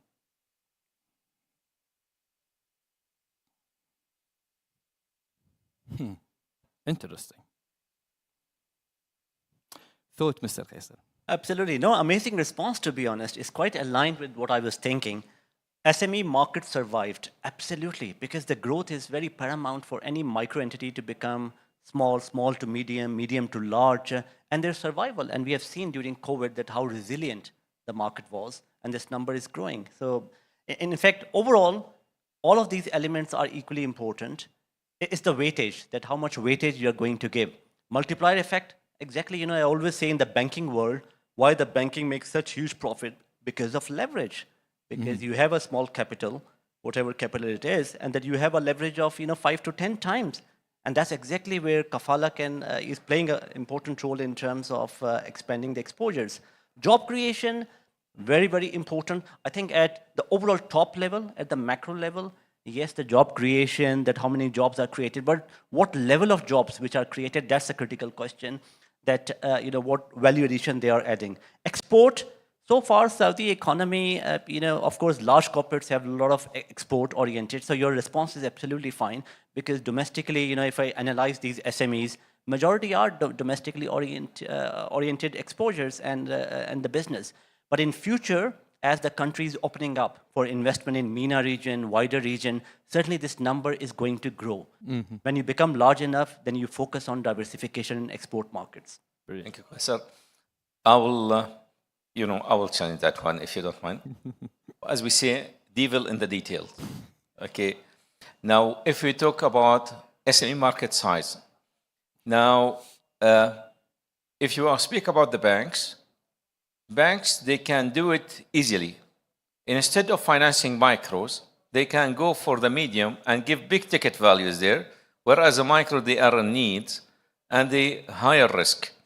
So if we need to see an impact, we need to finance the micros and the small, not only the big. So not the easy hanging fruit. We need to go to the difficult one, and we have to sharpen again our pencil in order to do it. So I believe question number 1, or the number 1, it is important, but you need to go to the details. How many or SMEs in the micro side have been impacted? What is the type of the sectors they have been served? So yes, in general, it is important, but the details is more important than this one. The multiplier effects, agree with you, but if you go to the multiplier in total, agree, but when you go to the multiplier versus which program, are you going to do in the manufacturing, so local contents of the manufacturing is important. That's, I believe this is very important. Whereas if you talk about multiplier on, let's say that entertainment or gaming, is it the same as the first one? You need to come to identify which type of the multiplier it plays with you. Number of job creation. This is very interesting. What is the type of the job? Now, it's not only jobs. Now, job creation is important. You need to see, is it the quality of the jobs we are creating? Are we creating, for example, a new jobs that it will become, or we are contributing to jobs that it will be, burdens on the economy, or it will improve the economy? It will boost the economy. So we have a program in the NTDB, which is a technology program in Saudi Arabia, that now it goes to camping rather than getting the students to the university, which is a shortened the period of the time, the period of learning, and that's smart. So we need a professional that they can go to the market, add values faster to the market. We need to come to the quality of the job. We need to know the jobs we give to the women, jobs we give to the young generation, not for mature like us. No, we need to give it to young people so that we are enabling them to go and not burn the government by extra pressure on their export. And export output added, this is tricky also. When we see now the tariff added right now, this is a new game now. Sometimes it is not an easy game to do it, but export, it is important for the government to support it and to improve the added value for the local product. Amazing. So it's debatable. Still, we don't have a standard for that, to measuring the real impact and real efficient of the guarantee scheme. But I think this could be a case for the Arab guarantee network to develop the case and come with a standard for the international institutions as well. And we could share it also with this SME Finance Forum, where we could find a calculation for understanding the efficiency. I would like to thank my guest speakers here and thank you for participating at that session. I mean, we got a super insight from them. Let's give them a round of applause.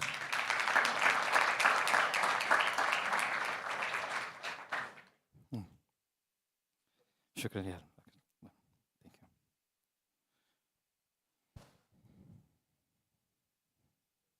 Okay.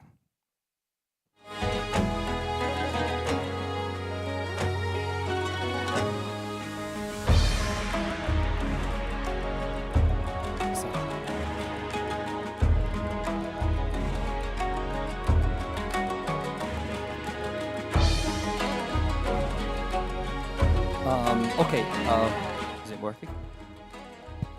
Yes, we'll get a 5 minutes break. Now, okay. Okay, we'll go to the next session immediately. The next session will be the governing for impact, which is the best governing model for the guarantee schemes. Please welcome with me Mrs. Nagla Bahar on the stage. She is the executive board member for CZC Egypt and managing director for Euro-Mediterranean Guarantee Network.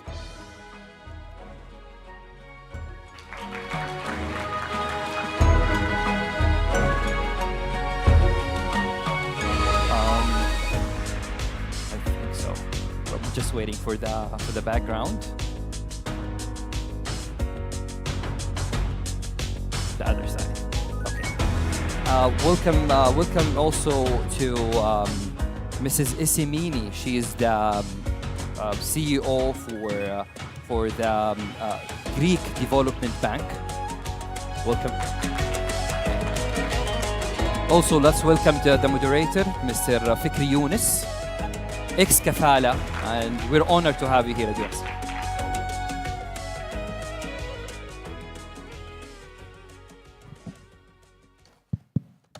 Assalamu alaikum. I'm very privileged being with two ladies that are very renowned in the credit guarantee space around the world. If I may, I want to start with Dr. Nagla. Dr. Nagla, what can you tell us about the different ownership models that are there for the credit guarantee schemes in the Arab world?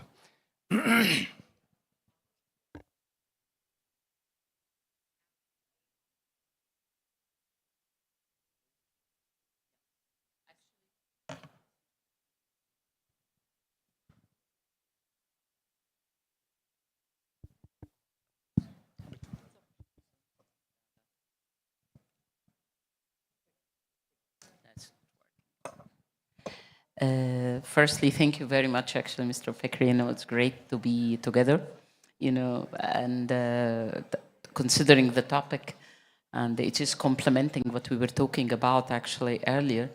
But the very important point that the region does not differ much from what's global, but we picked part of the global forms that had been implemented inside our region as part of what's going on globally at the level of the guarantee.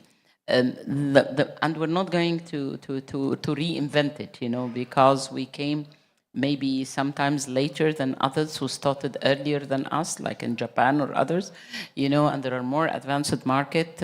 We are kind of in between the very advanced and the still underdeveloped, like in Africa and others. So if we're talking, you know, in general, we have like models like standalone models, which is the national guarantee scheme that is publicly owned or majority public ownership. We have actually guarantee window that could be inside a bank, a development bank or SME bank. We have, that's globally, you know, mutual or cooperative guarantee models. We have the public-private partnership, which is like the ownership in between public and possibly private. And we have donor-funded programs, you know, or IFIs-funded program, and the regional facilities. Within our region, we do not have, for example, the regional facility. It's not there. While it's, for example, at the level of EU, where you have the EIF or you have others. But we can say in our region, we have the standalone national public guarantee, which could be majority public share. And the model that is more of this, which is the mix in between public and private, you know, where the company is established as a commercial law, but it is a mix of public and private ownership. We do not have the mutual cooperative guarantee model. We don't have this. Donor funded, we have one actually that was in Palestine, and it was funded by the IFC or the KfW, you know, so it happened there. And we said guarantee window under certain banks, so that's happening in Qatar, and I believe here in Saudi. Those are the major models. I'm not going to go into what's about, yes, the models, but these are the major models that are there. I think, Ismini, like for you in Greece, it's 100% publicly owned. Can you describe that model to us and tell us what makes it unique in Greece? Yes.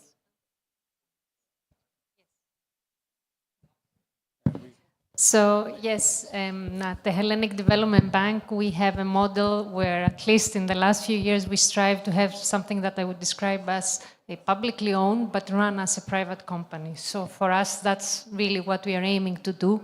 Our institution started in a different form in 2003, so we've also done a few transformations during the years, starting from a purely state-owned entity and really run as part of the state, to what we have now, where we have a lot of flexibility in our latest constitution. We are fully 100% actually state-owned, but we do have a flexibility in terms of how we are run, and it's more close to a private company. We have actually, we are a Société Anonyme. We don't have a banking license because we follow, I think, a similar model to what we've been discussing, which is going indirectly into the market. And what I would say is for us, governance is very important because also we are part of the European Union. We use EU funds, and that means our government model has to be very strong in order to also use these funds. We're at the final stages of the pillar assessment, which is a process by the EU that ensures you have the right governance as a development bank in order to get funds directly also from the European Commission. So for us, this model really works, and I think it's something quite important. Our aim and our development goals are very much linked to the state. So the ownership makes sense to be at the state level, but then you need to run as a private company, have all the governance, all the right structures in place in order to really run as a private company, to cooperate well with the banks, which are, in our case, mostly private institutions. So this kind of hybrid structure, I think that's one that we would really vouch for. Thank you. So as a follow-up to that, like what do you think is the ideal government role? Is it an owner, a funder, regulator? What works best for you? I think the owner works, and as I said, because we are in the EU, also because of state aid rules, that helps us a lot, being a state-owned entity. But I think you need the flexibility to be run as a private company. So I really stress that aspect, because you really want to make sure that you put all the right structures in place, that you're not having any interference by any state entities. We run both public, but also we have collaborations with private sources of funding, so we can combine both. I think on the funding side, it's good to have the flexibility. We don't at the moment go to the markets, but this is something that in the next few years, we really hope that we will be able to also go for a rating and also potentially raise from the market. So I think for us, the ownership works well, but everything else, we take more of a private approach. Dr. Nagla, what do you think the private sector participation brings to the table? Like having the private sector as owners in a credit guarantee scheme, how does that contribute to I believe definitely in the positive impact of having the private sector. But actually, we talked about it, The intervention of the government is very important, because at the end, the guarantee schemes are working against the agenda of the government. And the support of the government... Okay, they work with the agenda of the government. I don't know from where I got the against, but anyhow, yes, they work with the agenda of the government, but in reality, they have to have the freedom in operating this on a private sector or private mentality, because guarantee is very dynamic. And if you link it to the bureaucracy of government, it's over the word. Bureaucracy is not a bad word when it comes to government, because there is a bureaucracy. If you link it to this, you will not be able actually to achieve. So you have to have this fine line separating the public support from the real private mentality operation. And it is very important for the scheme to have its independency when it comes to this operation. However, I believe much in having proper supervision or regulation, framework. You cannot just work like anything or by your own.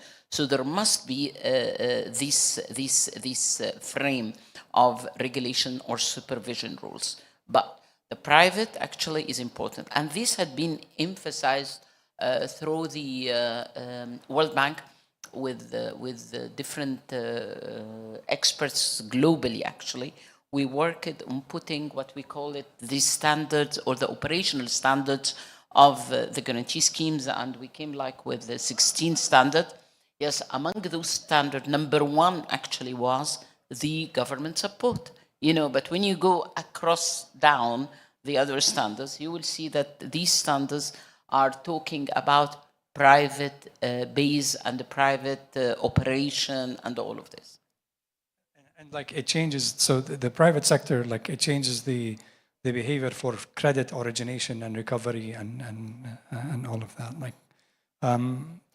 So in Greece, you said that you operate within so there is an SME funding ecosystem within the parameters of the Hellenic bank. Can you describe that ecosystem to us? Yes, so basically we cover everything that has to do with guarantees, co-finance loans, where it's also the biggest portion of the program currently running on SMEs. But we also have a separate subsidiary that works as a fund of funds, so it does all the private equity and venture capital investments. So the subsidiary on the equity side also is indirect, it goes through funds into the market. On our side, we go through banking institutions, and since this year we are also developing, and we aim to actually make it quite a sizable program of microfinance, because we tend to have a lot of micro SMEs in the country, and we find that going through the traditional banking routes, we're not fully serving that part. So microfinance is now also becoming a biggest aspect of what we do, and that's through the microfinance institution, which by law in Greece have a separate law, and they're still supervised by the Bank of Greece, but they have a more flexible framework. So I would say these are the main areas that we currently operate, but especially on the guarantee and co-finance loans, currently we have over 6 billion in the market, so it's really a very sizable portion of the portfolio. And like your main source of funding is from the government, or do you tap into alternative sources? No, I would say the biggest portion is EU-related funds as well as national funds. So we combine these two in most of our programs. And for example, we also have on the equity side currently a program with the RRF, which is the European program currently running. So I would say primarily these are the sources we use. As I said, we have some private sources, but they're more limited at the moment.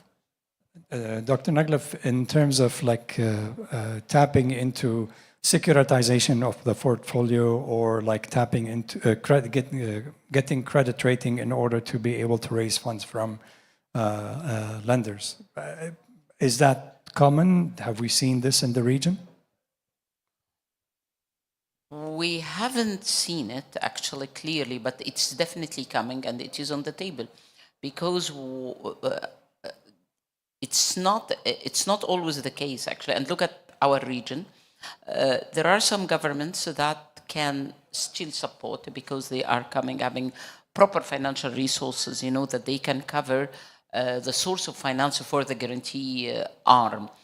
And there are lots of other governments, and let's put underline, in the region that they cannot continue doing this.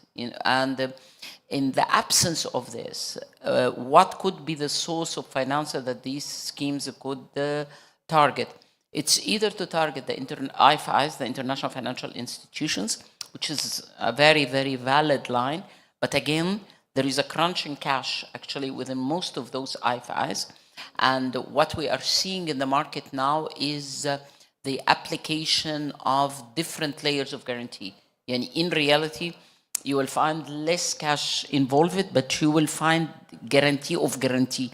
So, for example, you could guarantee EIB for a line where EIB, the European Investment Bank, could come with a line of guarantee for the national guarantee to provide guarantee. So there is no cash, but it's layers of guarantees that are coming.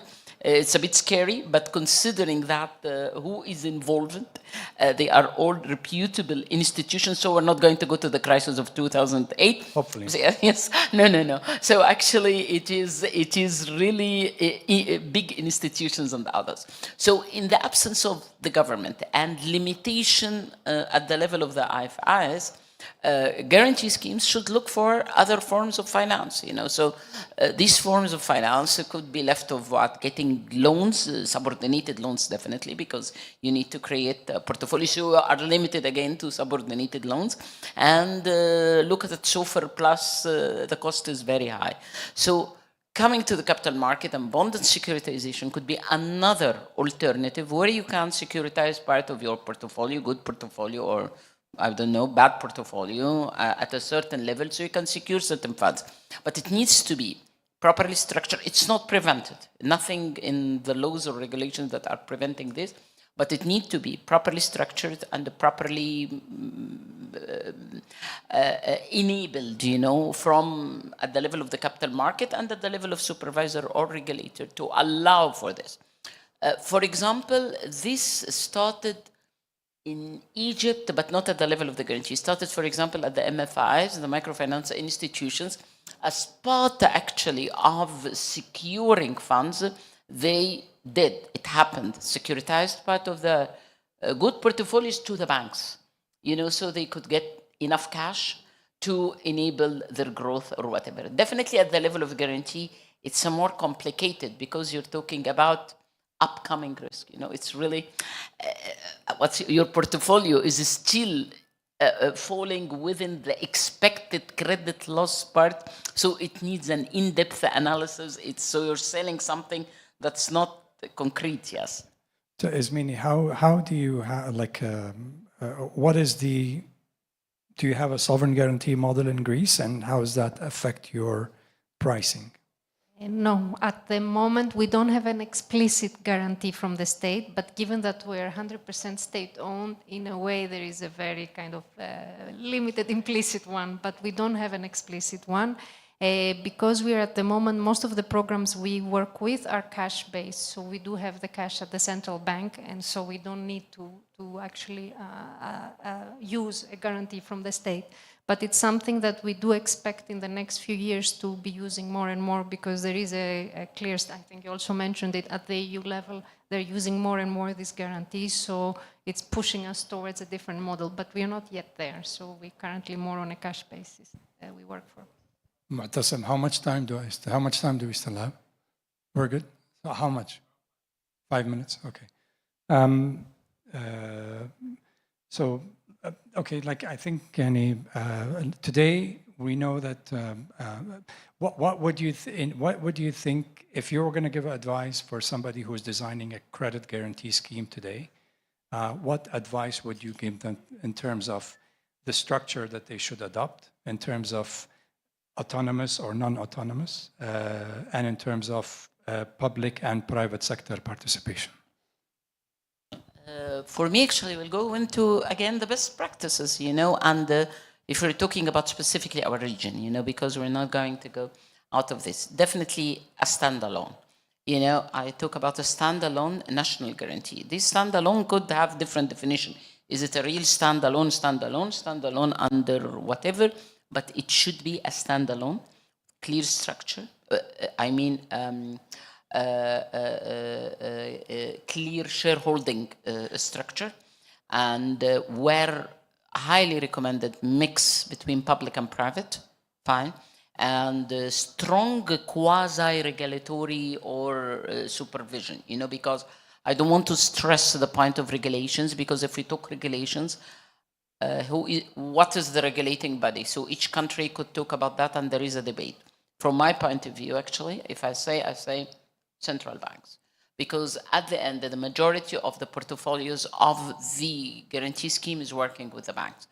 Having the central bank out of the picture is something a bit worse. But not as a regulator. I don't think you... As a regulator. As a regulator. As a regulator. You think so? Yeah, as a regulator. However, to overcome, as a regulator, they will be tough, but I will give it to you. They will be tough, but they secure for you actually a solid ground. Being regulated by the central bank, and and this relationship with the banks, it gives you solidity. But you can shift that and work it into supervision, where supervision does not actually mean real regulation, which is a case actually, I believe, in Jordan, in our region, Malaysia, despite the fact actually of this huge portfolio, and where actually the central bank is the major shareholder, they are supervised and not regulated by the central bank. But if we're talking about, I think actually, yes, it's a bit tough, and it's tough on us as guarantee schemes, but as a regulator. And the final thing actually is the governance structure, because this is very, very important to specify governance and relationships, irrelevant where this body as an independent is working with a private sector mentality, but who is in charge of it. Those are three main elements that I think actually they are there. Yes, I think now when you mention the supervision, I agree, because I think most development banks, if they go into the full regulatory framework, or the banking framework, it's too heavy for them in terms of how they're structured as institutions. So a supervision, and especially one which is specific for a guarantee scheme, is I think something that is more doable. That in particular, if you're going indirectly into the market via the banking sector, because then you know that your intermediaries are going through the full supervision. So any concerns about AML, I mean, this type of issues is being handled by your financial intermediaries. So I think that makes for a very efficient system, so that not both institutions have to do all this regulatory work. If I may, I would just add one more thing from the, I mean, in addition to what also you mentioned, is to really start, I mean, to link with the previous panel, to look into the impact from day one, because I think the impact of the credit guarantees speaks for itself. And if you, from day one, you actually start and you measure it, you really make your case very strong. So I think that's very important. And on impact, what would you measure? Number of guarantees, GDP? Exactly, the impact on GDP, the impact of new jobs on jobs retained. I think in the previous panel they mentioned a lot of things. Also ESG is important, but I would just say the impact on the economy. I mean, job creation, the number of SMEs survived. That's very important, I think. And you can also show the trend that you're also training the market through this guarantee scheme. So you're really seeing an impact also through time. I think we have a room for one or two questions from the audience, if any is there. Anyone? Okay. Abu Amar, تفضل. Yeah.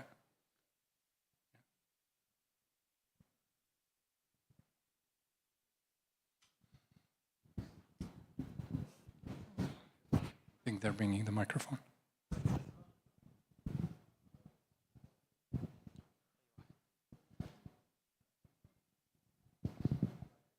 Okay, thanks.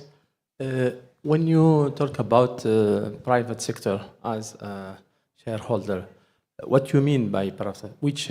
Exactly which type recommend of which kind of companies you recommend, bank or others? Thanks. Actually, the current model, when it comes to private sectors, it involves mostly banks. You know, so when it comes to this, and this is the current model. But if you ask me what's the best model, no, the model should involve actually from the private sector representatives from SME clusters, you know, that are in charge of this, telecoms, equity, you know. So you need to diversify your shareholding and relevantly, you know, your board who will support you in taking certain decisions, addressing a market that by itself is private sector and by itself is very diversified. But the current model is mostly, when we talk about the model on board or on ground, mostly banks, yani, when we talk about the private sector. But definitely, if you have the opportunity, make a mix. So you have the different opinions and you have the different support. I have a question for you, Najla and Armini, if you don't mind.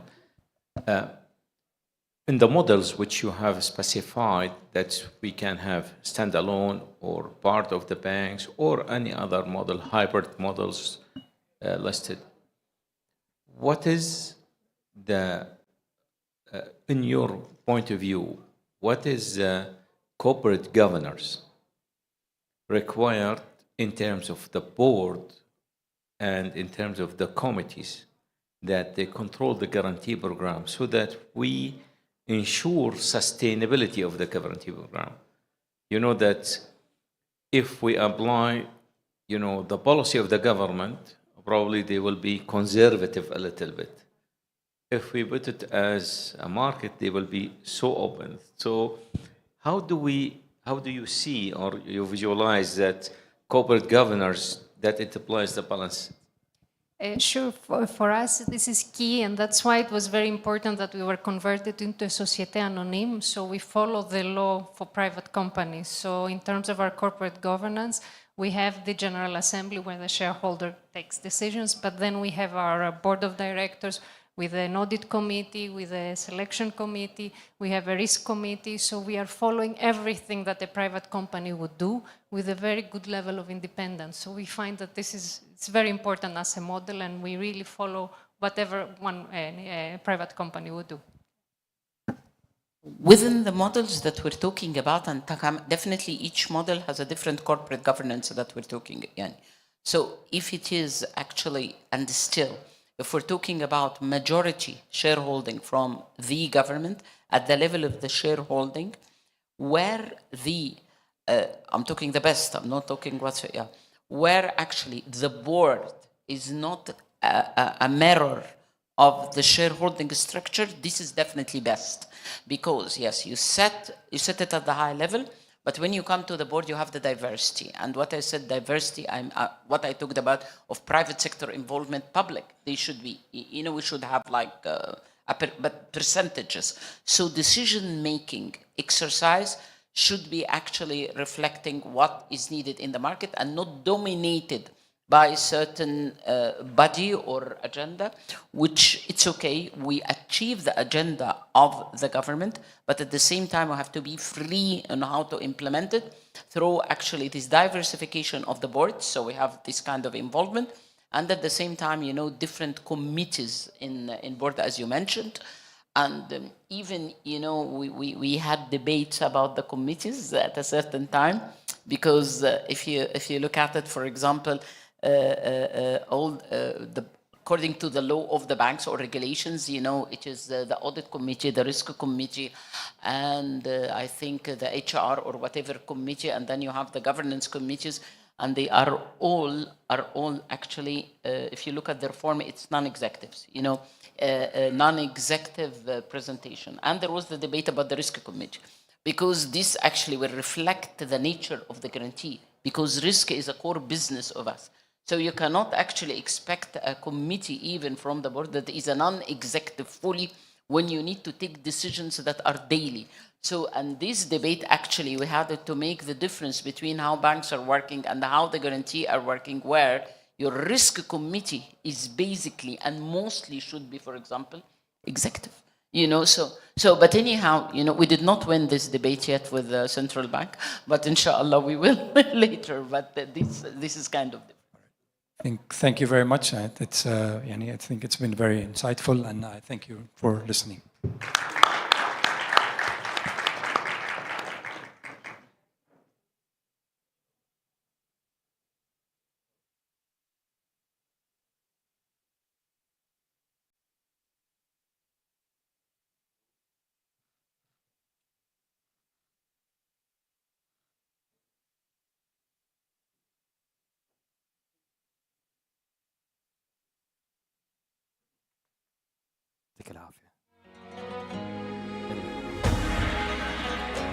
All right, thank you everyone for joining us. We will have a 5-minute break in the room.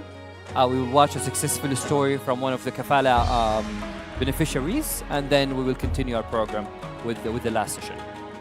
Thank you.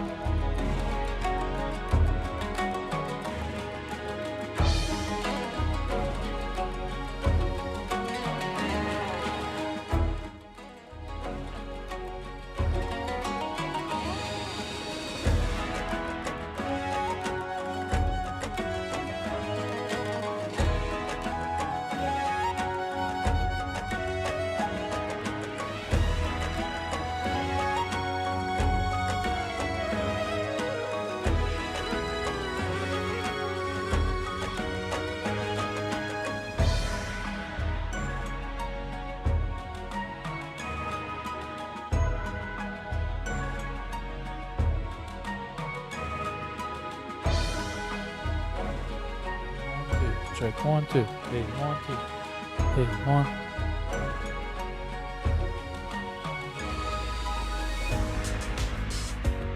Hey, 1, 2.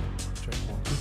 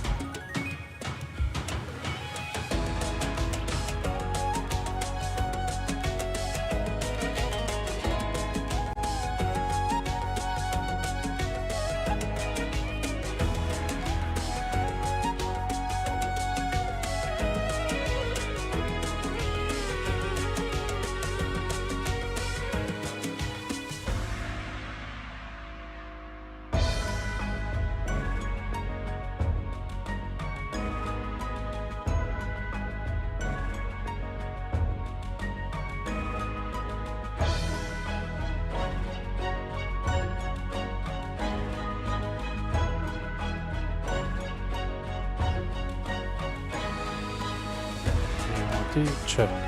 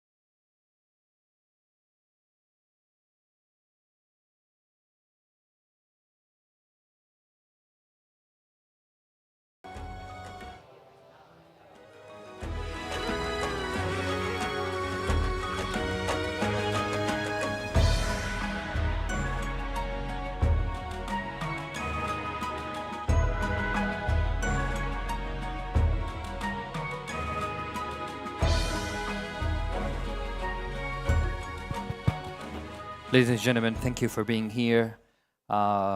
It's quite an honor to have all of you here with us today.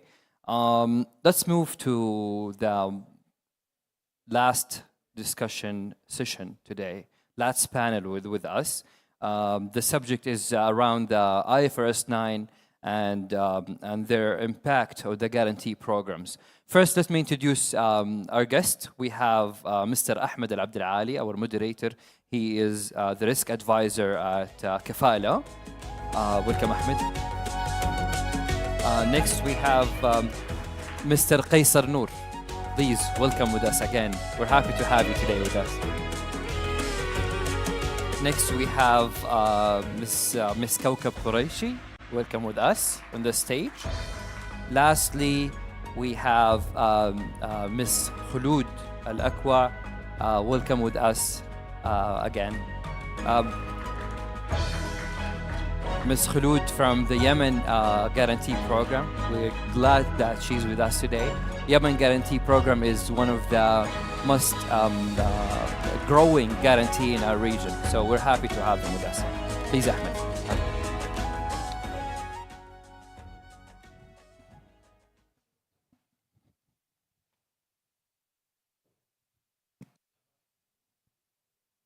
Assalamu alaikum wa rahmatullahi wa barakatuh. Good afternoon, ladies and gentlemen, and welcome to our panel number 7, entitled of IFRS 9, IFRS 17, and actuarial, which type of accounting treatment should the guarantee program follows. This panel will address the critical and often complex topics of accounting standard for the guarantee schemes. Experts will clarify the appropriate application of IFRS 9, IFRS 17, discussing its suitability of implementation to non-profitable entities and governmental institutions, and how these frameworks impact the overall financial reporting, risk provisioning, and the overall transparency and credibility of a guarantee program. The challenge in the implementation. Actually, the complex and often ambiguous application of international accounting standards, IFRS 9 and IFRS 17 to guarantee program creates a significant pain point. For financial reporting, lack of clarity can lead to inconsistent accounting treatment, inaccurate risk provisioning, and loss transparency and credibility in schemes of financial statements. Before we start the discussion, I'd like to brief the audience about the financial accounting standards. First of all, the IFRS 9 financial instrument, the standard had been fundamentally changed in how financial institutions account for the credit losses. By moving from an incurred losses model to forward-looking model, or which known as expected credit loss model, ECL model.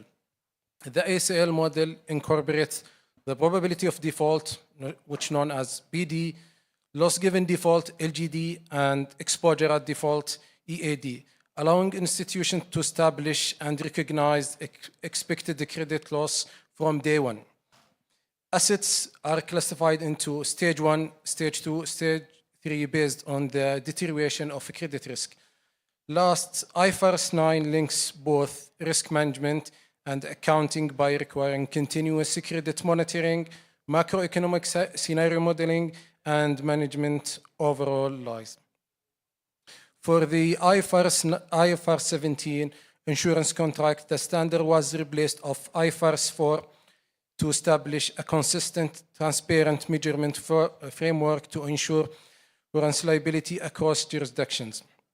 It's introduced which known as BBA, building block approach, where insurance contract liabilities are measured by the present value of the future cash flows, plus risk adjustment and contractual service margin SM that spreads profits recognition over the coverage period.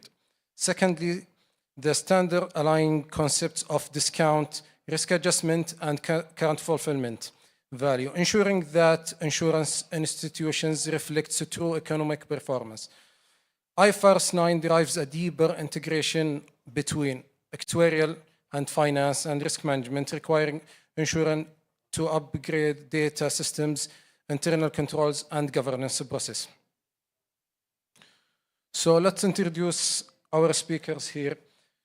First, Ms. Kaukab Qurashi is a UK qualified financial professional and a member of the ICAEW, one of the world's most prestigious accounting institutes.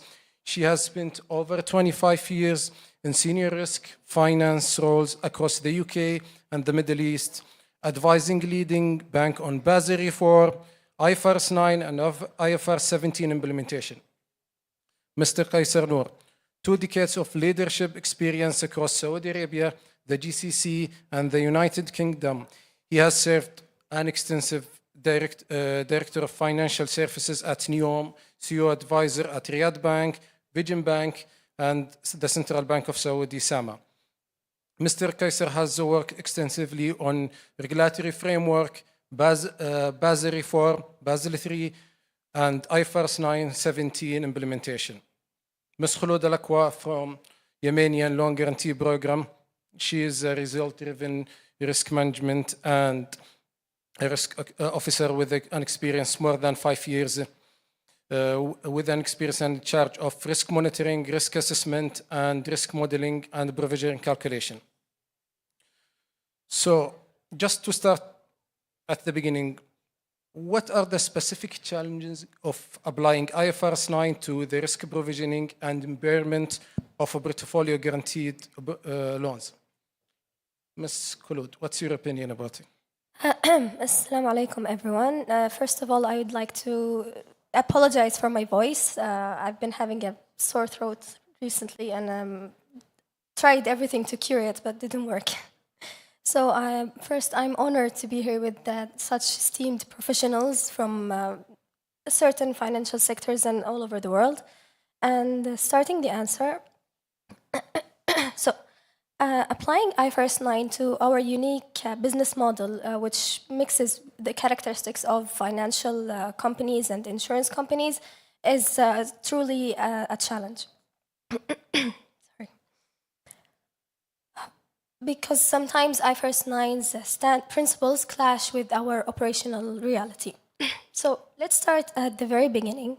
We need to determine whether each guarantee falls under the contract of IFRS 9 being a financial contract or falls under the IFRS 17 as an insurance contract.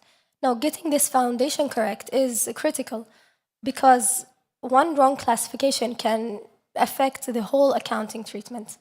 And the challenge here is that we must document and reassess this kind of classification with every new guarantee product, or even if we're going to change an existent one.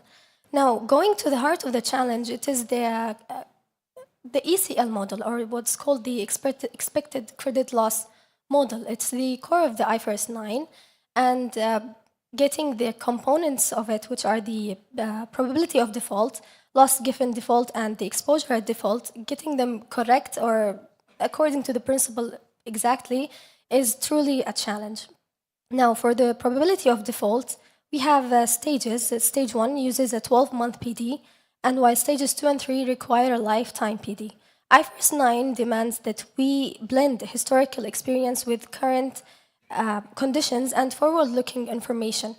Where we find it challenging with the PD is the historical data that we need, because we as guarantee programs, we face a bit of data scarcity because we service a certain niche from the market, which are usually the MSMEs, and we usually get the data from the defaults, and the default rates are not usually so high, so data scarcity is the main challenge in the PD. Definitely. Yes.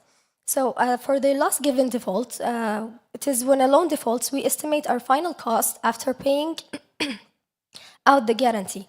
This also requires that we estimate what we will also recover.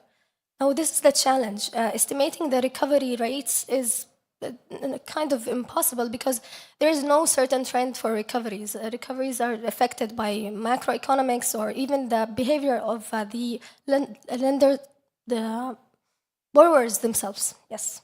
It's actually a major challenge is to determine the appropriate recovery rate, especially for the SMEs institutions with the difficulty of repayment and also the collection steps as well. Yes. Yeah. Okay, so and finally, the final component of the ECL is the exposure at default, which is, and the credit conversion factors, the CCF. So to calculate ECL, we convert undrawn commitments or so-called off-balance items into expected on-balance sheet exposure using CCFs. But the challenge is, which CCF do we use? Because selecting and justifying a single set of CCF2 across a large portfolio, diversified portfolio, is operationally impossible. So and also any change in our CCF assumptions flows directly through to the EAD, which also affects the ECL immensely. And any fluctuations in the ECL affects, in turn, the financial statements. So in that case, what is the appropriate CCF level can be determined to the loan guarantee programs for the off-balance sheet items, from your opinion? To be honest, in the Yemen loan guarantee program, we don't go through the CCFs. So if you can give me the answer so I can, please do. So that's good. So Mr. Kaiser, if you may brief us under the framework of IFRS 9, how should the guarantee program account for its liabilities and premium income? Yeah, absolutely. No, thank you very much. I think both these IFRS 9 and IFRS 17 are very complicated accounting standards. And if you go back into history, certainly, 2008 financial crisis, that triggered it. Because earlier you had the general provisions, specific provisions. There were never an estimation of a method that takes into account, a normalization of provisions during good times so that you can use them in bad times. There's always a debate between, the accountants and risk.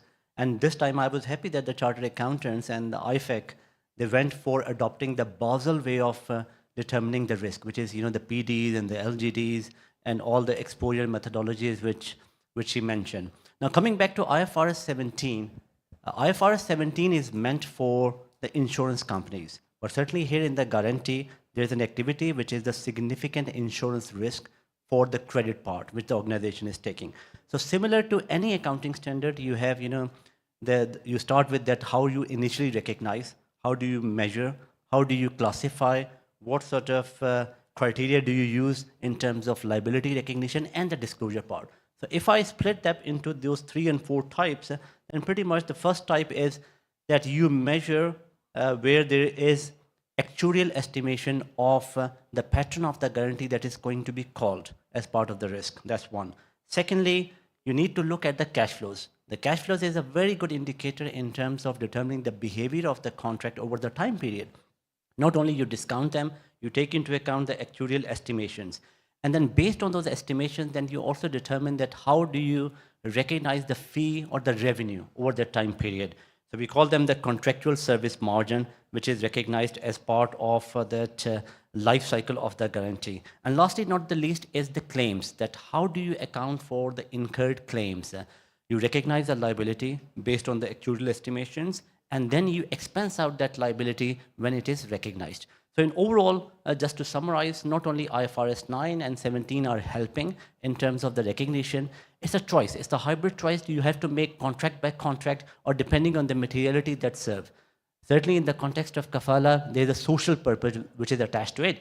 You don't have to be stringent in terms of like the profit motive of a lot of commercial enterprises which are in that activity, because for them, the accounting standard, the IFRS, is more profit motive and stakeholder motive driven. But here in this case, it's the social objective which has to be embedded very nicely in terms of accounting for that. True, the social impact and the sustainability, all of these elements has to be achieved by the loan guarantee program. All right, so we'd like to know the differences between IFRS 9 and IFRS 17 and other accounting frameworks relevant to the guarantee schemes, and what are the implications of choosing one over the other? Absolutely. There are 4 accounting standards which I would take as an example. Certainly IFRS 9 and 17 you mentioned. There's another accounting standard, IAS 37, which is about the contingent obligations. that applies for non-financial guarantees. And then certainly when you go back to the US as well, the US GAAP. And US GAAP is 460, which talks about all the guarantees and their recognition. And as I mentioned earlier, because I'm an accountant from my background, so in all accounting standards, there's a structured way of recognizing the elements of guarantees. There's a certain measurement basis. There's a certain elements for income recognition and expense. There's a certain mechanism for the modeling or the methodology which is used, and also the disclosure. So if I compare at a very high level, in terms of scope, certainly each one of them is relating to guarantee. The question is whether it's a financial guarantee, whether it's a non-financial guarantee. If it is a financial guarantee, then you talk about IFRS 9, you talk about IFRS 17. Non-financial, you talk about IAS 37. For US GAAP, because that is the comprehensive accounting standard applicable in US, all the guarantees are covered under the 460 standard. When it comes to the measurement, certainly IFRS 9, IFRS 17, they're more complicated. A lot of methods, PDs, LGDs, the calculation, the actuarial estimation, which I mentioned earlier, are taken into account as part of the recognition. But when it comes to the off-balance sheet or the contingent obligation, the best estimate of that off-balance sheet liability is taken into account. Income recognition, certainly, our colleague mentioned about the ECL, the methodology of ECL. How do you recognize the interest income as part, or the fee income per se? That is more in IFRS 9. When you talk about IFRS 17, premiums, certainly, the premium is a term used for insurance company. This is why the premium are taken into account. If you talk about the IAS 37, then certainly the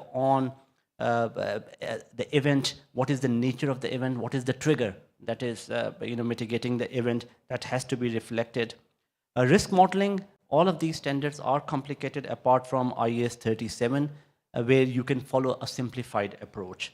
And when it comes to the disclosure, certainly the stakeholder focus, depending on that which entity you are. In our case, certainly the stakeholders are the government, the governmental programs. So it depends on that what level of credit exposures and the guarantees we are going to reflect. And certainly that gives a good heads up to any stakeholder who takes into account.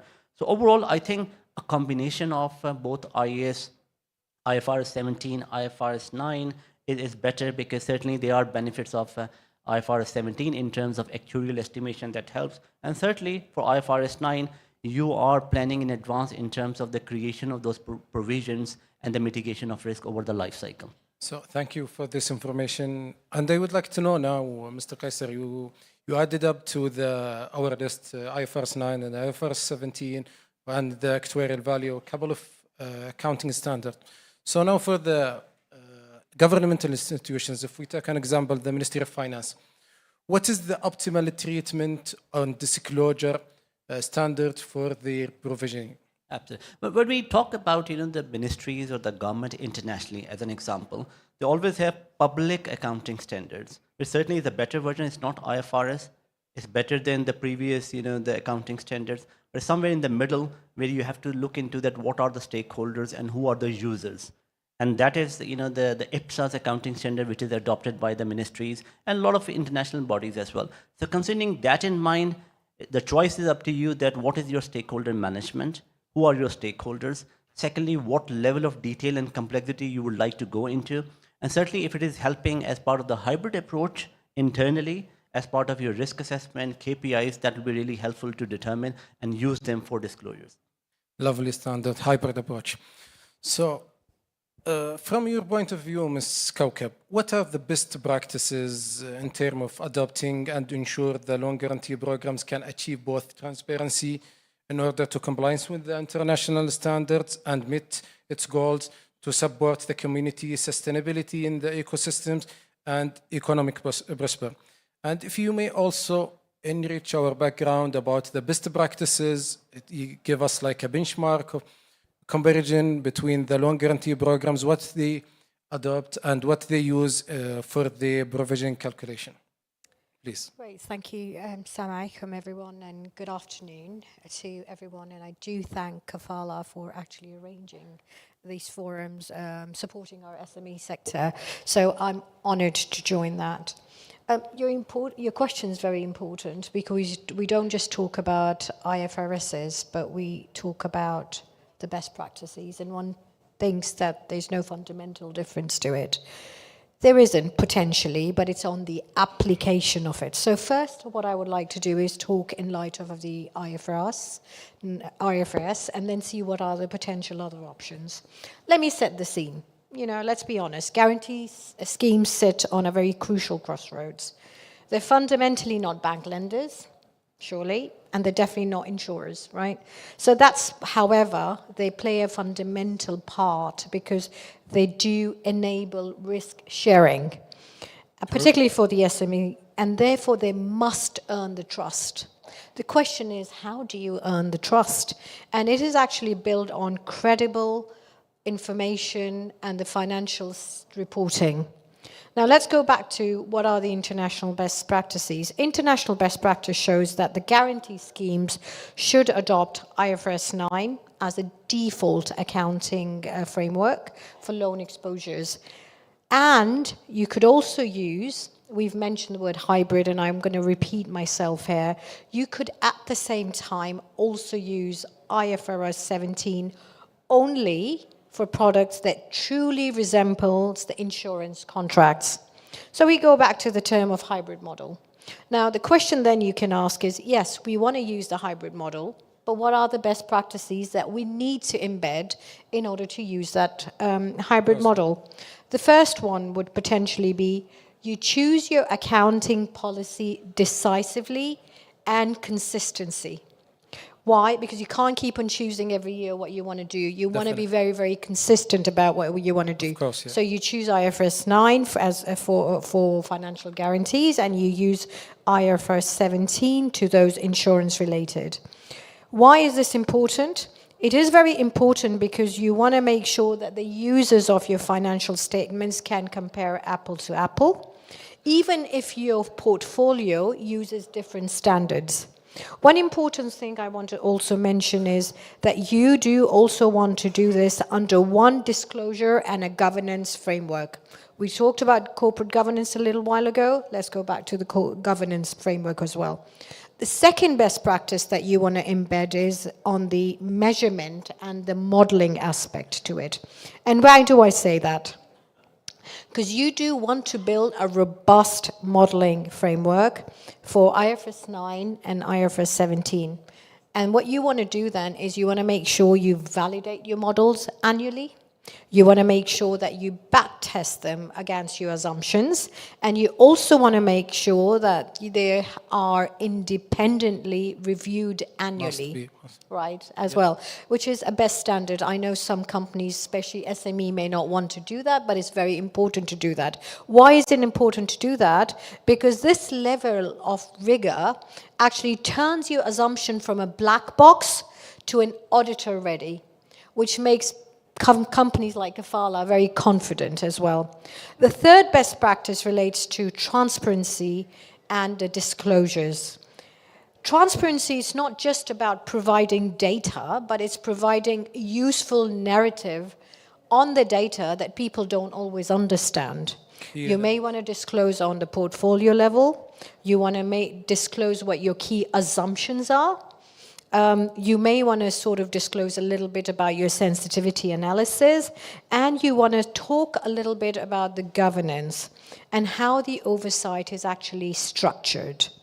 And I take you this a little bit back to the fact that we talked about ESG a little while ago.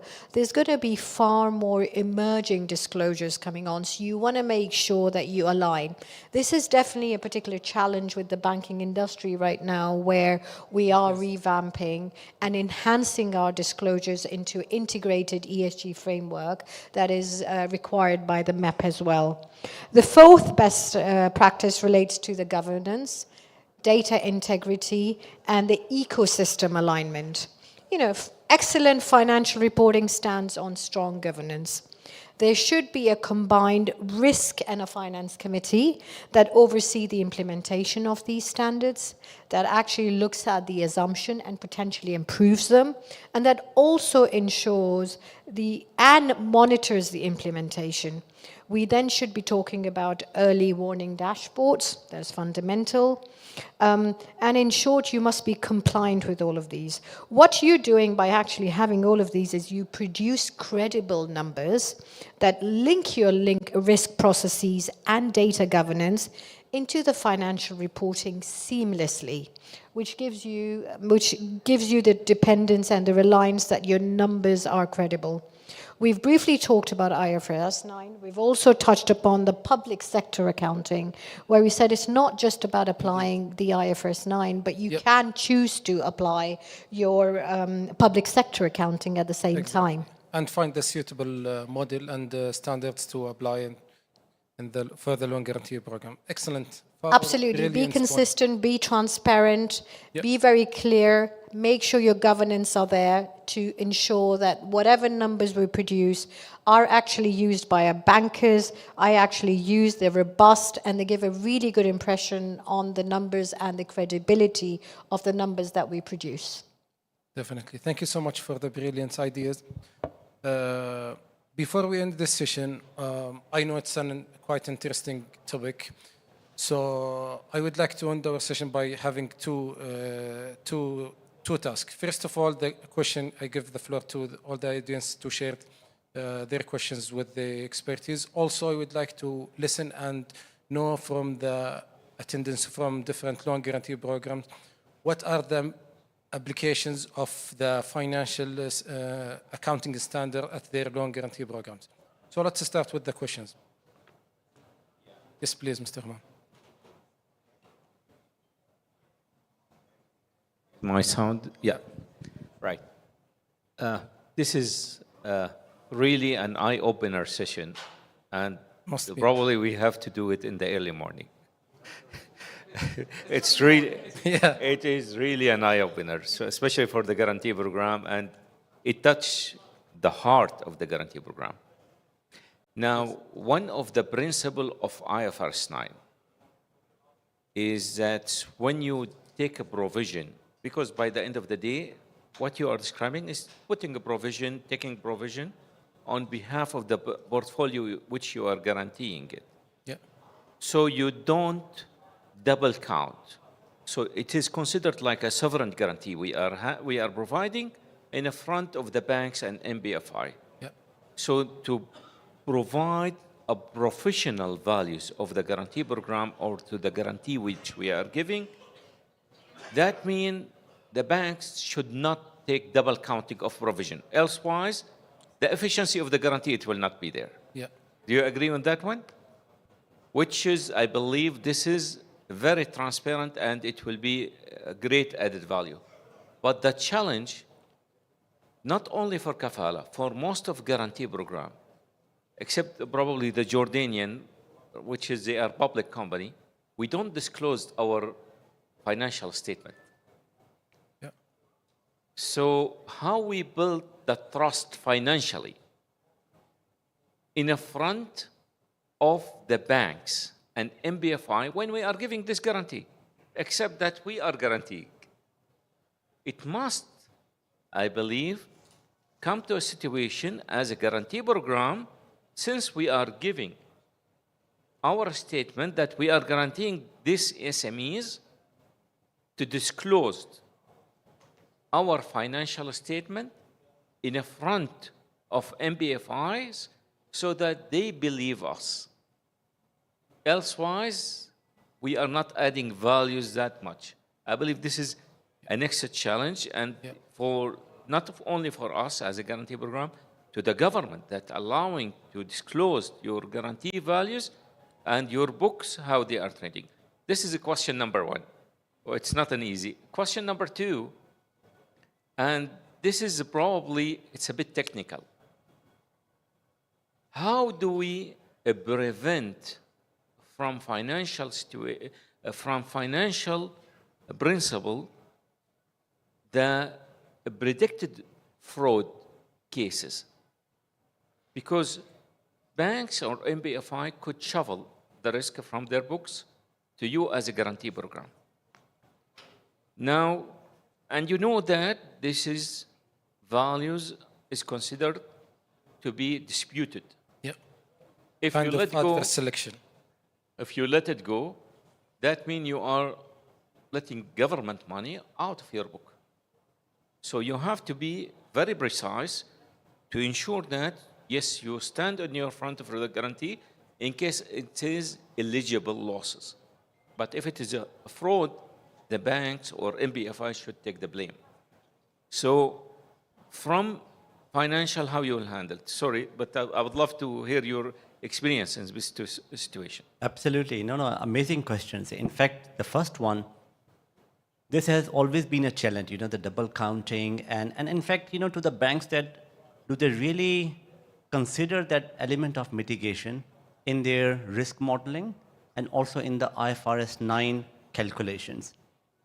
When it comes to the IFRS 9 calculations, yes, they provide this mitigation. They adjust the PDs and the LGDs based on the guarantee what you are providing. So accounting-wise, you will see that.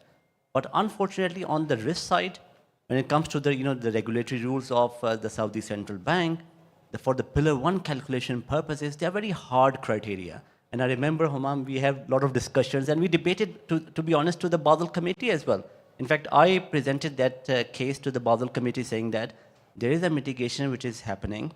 That mitigation is 80%, so please allow that. But again, the question goes back into, it's not 100, what is the leverage? So there's a lot of underlying factors that prevent it. But for the internal risk pricing purposes, the banks are considering. If you look at the IRB model internally in the pricing, they are reflecting it. Now the question remains that what is the level of information sharing, the data sharing that happens between Kafala and the banks? And I see a very bright future, to be honest.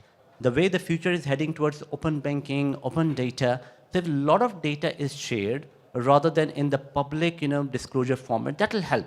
For example, if you share all the data parameters in terms of KYC, the performance, what you analyze at your end, to the bank has a fundamental underwriting criteria which is built up on top of it.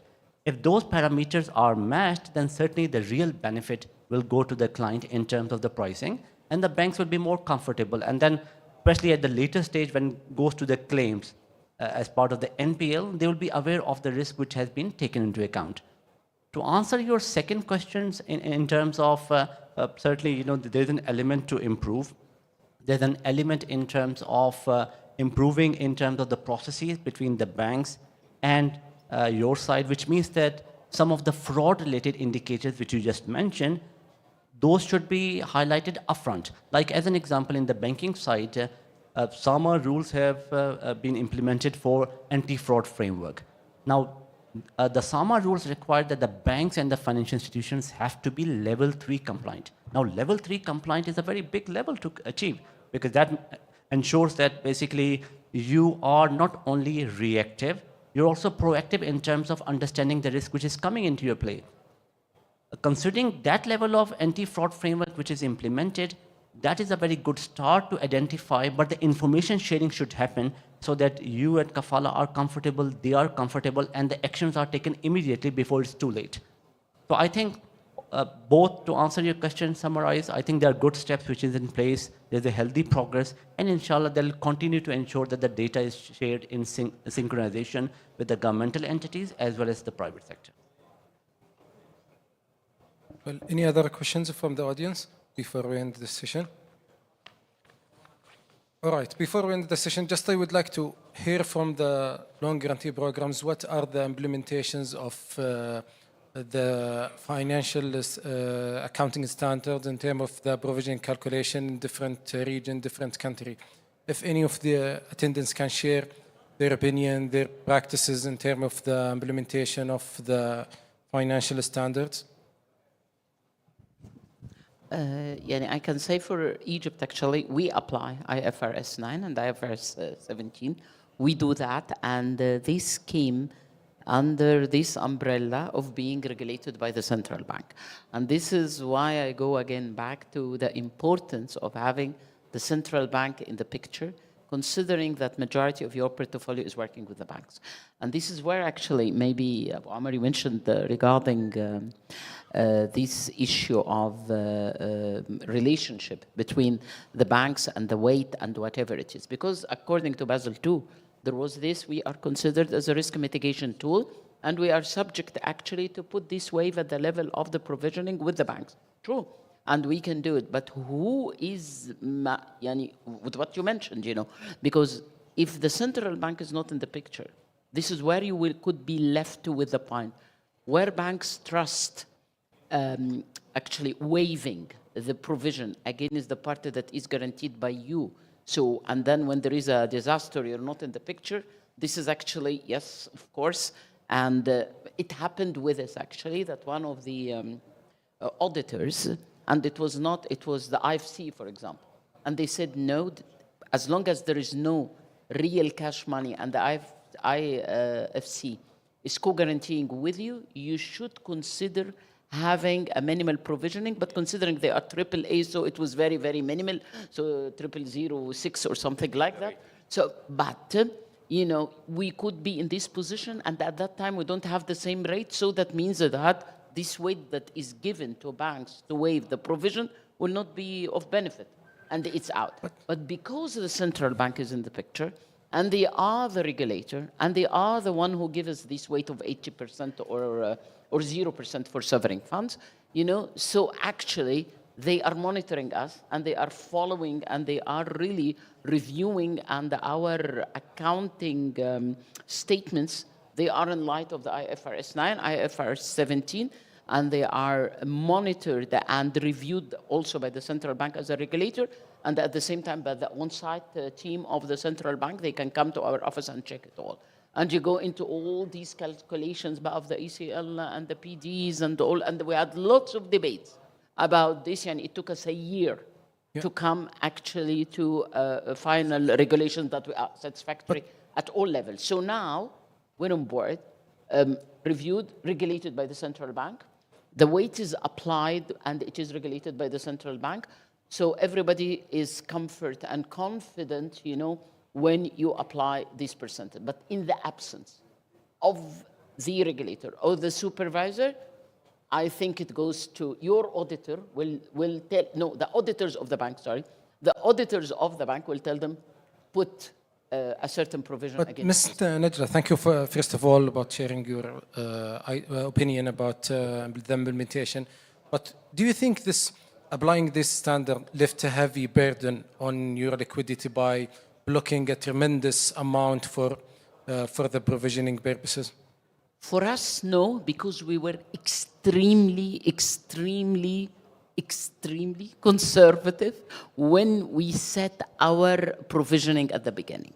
We had actually we were kind of criticized for being very conservative. But it helped us when we applied the IFRS 9 and the IFRS 17, we actually freed part of our provisioning and we increased our profit. That was not the case, for example, our colleagues in Lebanon, Kafalet, when Khater actually told me, they had a serious problem then, and they had 2 years of losses in applying the IFRS 9, so they have losses for 2 years in applying it. Central Bank in Egypt, when they started to apply or asking banks or other bodies, they give them like 3 years to adapt. Yep. So they know actually it's not like you just go like this and you create these losses in your financial statements like for 1 year. But I know Lebanon, they had 2 years of losses, until they come stable. But we were we freed honestly, 300 million something, from our provisioning by applying the IFRS 9 and whatever. It was a plus in our bluff. Yeah, I think the same experience for the local Saudi banks when the central banks ask the banks to comply with the IFRS 9 regulation, give them a period of 3 years in order to comply and absorb the losses in the provisioning calculation. Any other loan guarantee programs would like to share and participate?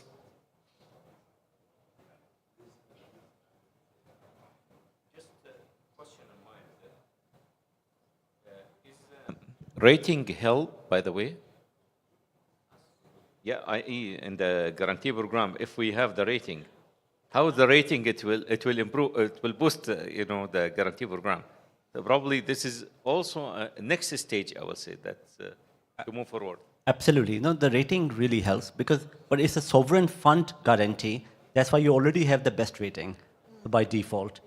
So in the future, as an example, if you have the private sector participation, which is at large level, then there will be element of that, what is the independent rating that may not be similar to sovereign rating. I agree, completely agree with you on that.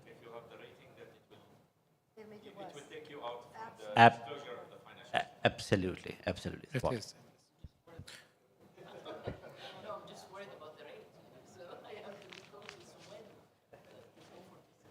Yeah.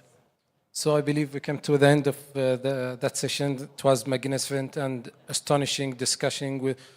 So at the end, I would like to thank the audience for sharing their knowledge and expertise and the questions. Also, I would like to thank warm thanks to the speakers on the valuable and important ideas that they were shared with us. Thank you so much.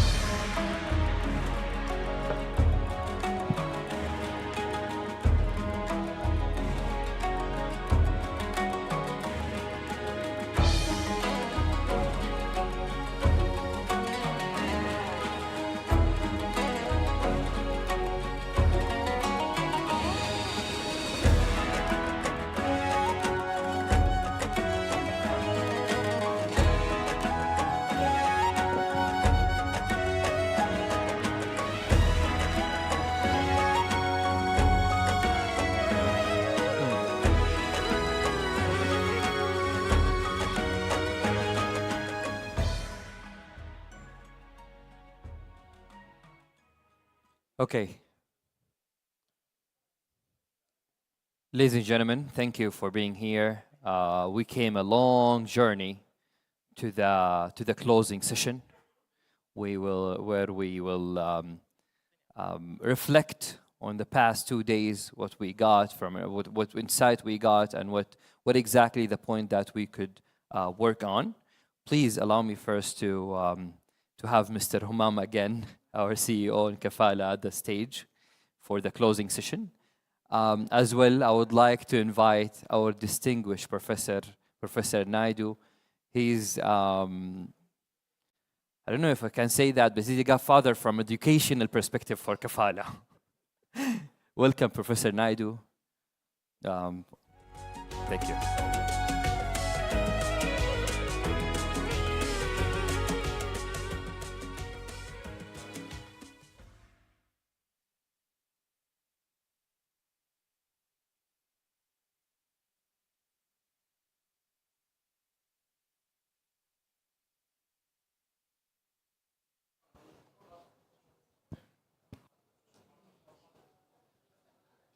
Testing.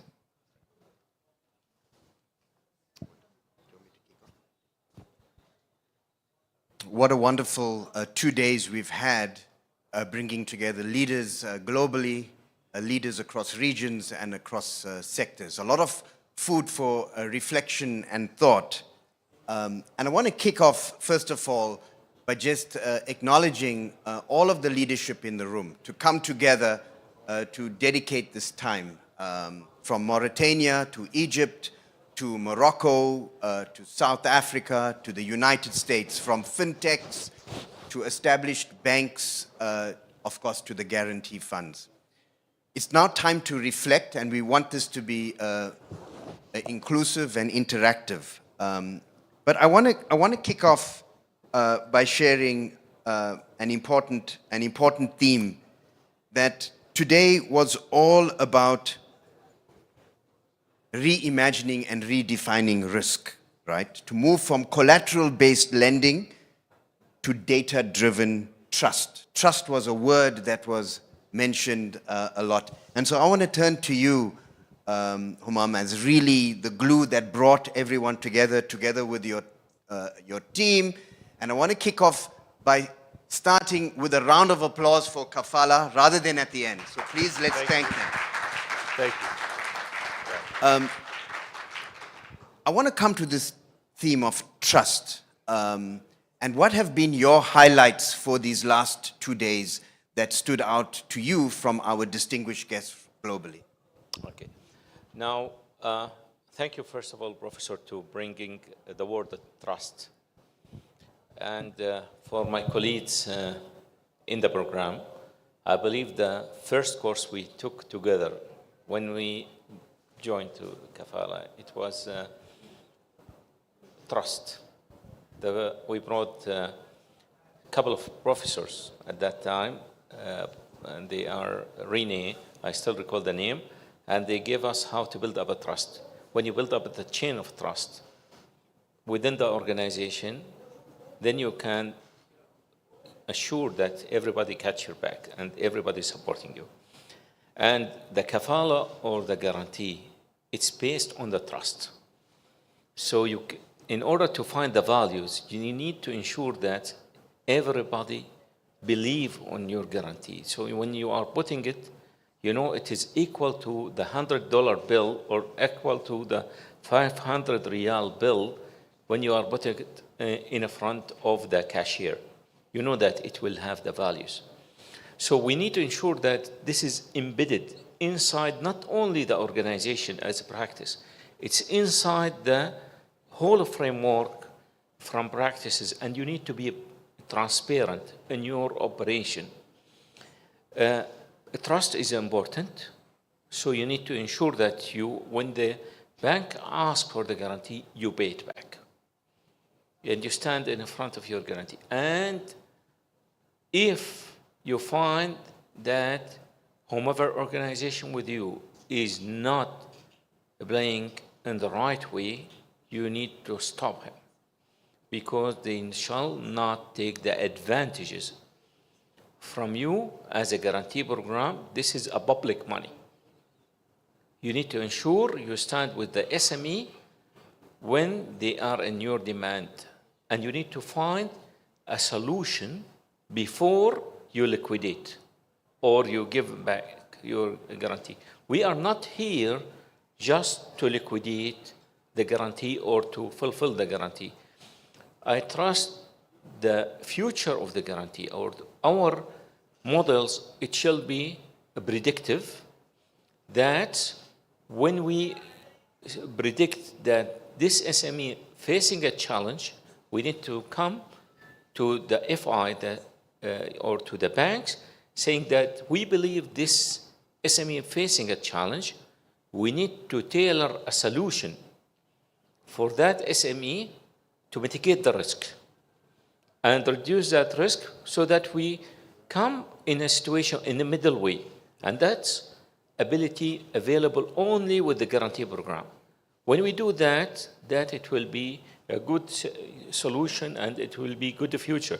Everybody will recognize your value as a guarantee program. You know, what stands out over the 2 days is the leadership of Kafala and the ecosystem that's growing, in the sense that, you know, having been and emerging from the banking sector for the last 3 decades on the banking side, for many organizations, they could see a guarantee fund as a button that can just be pushed as they want to lend. But what's interesting about redefining risk is Kafala has emerged as a strategic partner, in the sense that it is not just the volume of lending that's important. You're also using it to extend reach and relevance. And when that dialogue changes from a volume-based approach to reach and relevance, it becomes important.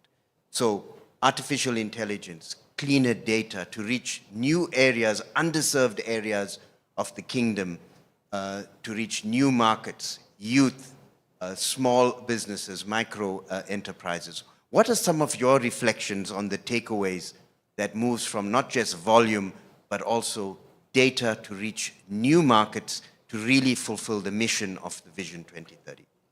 I believe that we are still at the beginning, okay?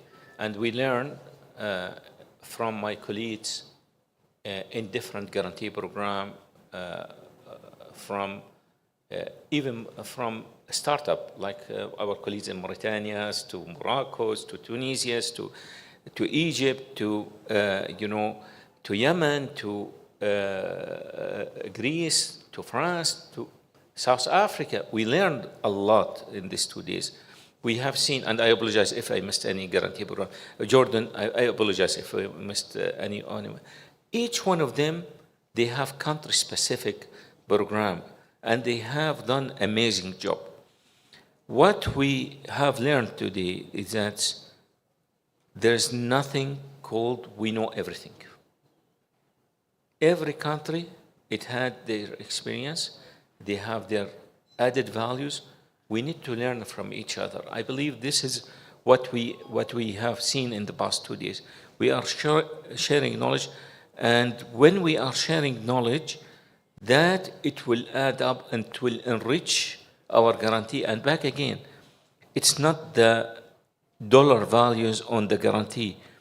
It's the efficiency of the dollar value on the guarantee, where you can add it up and improve job creation and contribution to GDP, contribution to women enablement that we need in our Arab words to improve the woman employment. It will improve the startup, where you can help to provide a startup. We don't want to create a crisis, okay? We don't want to give a loan to SMEs so that we create a problem that they are not able to fulfill it. We need to ensure that we are providing a loan to the SME with the right value so that it matches their cash flow.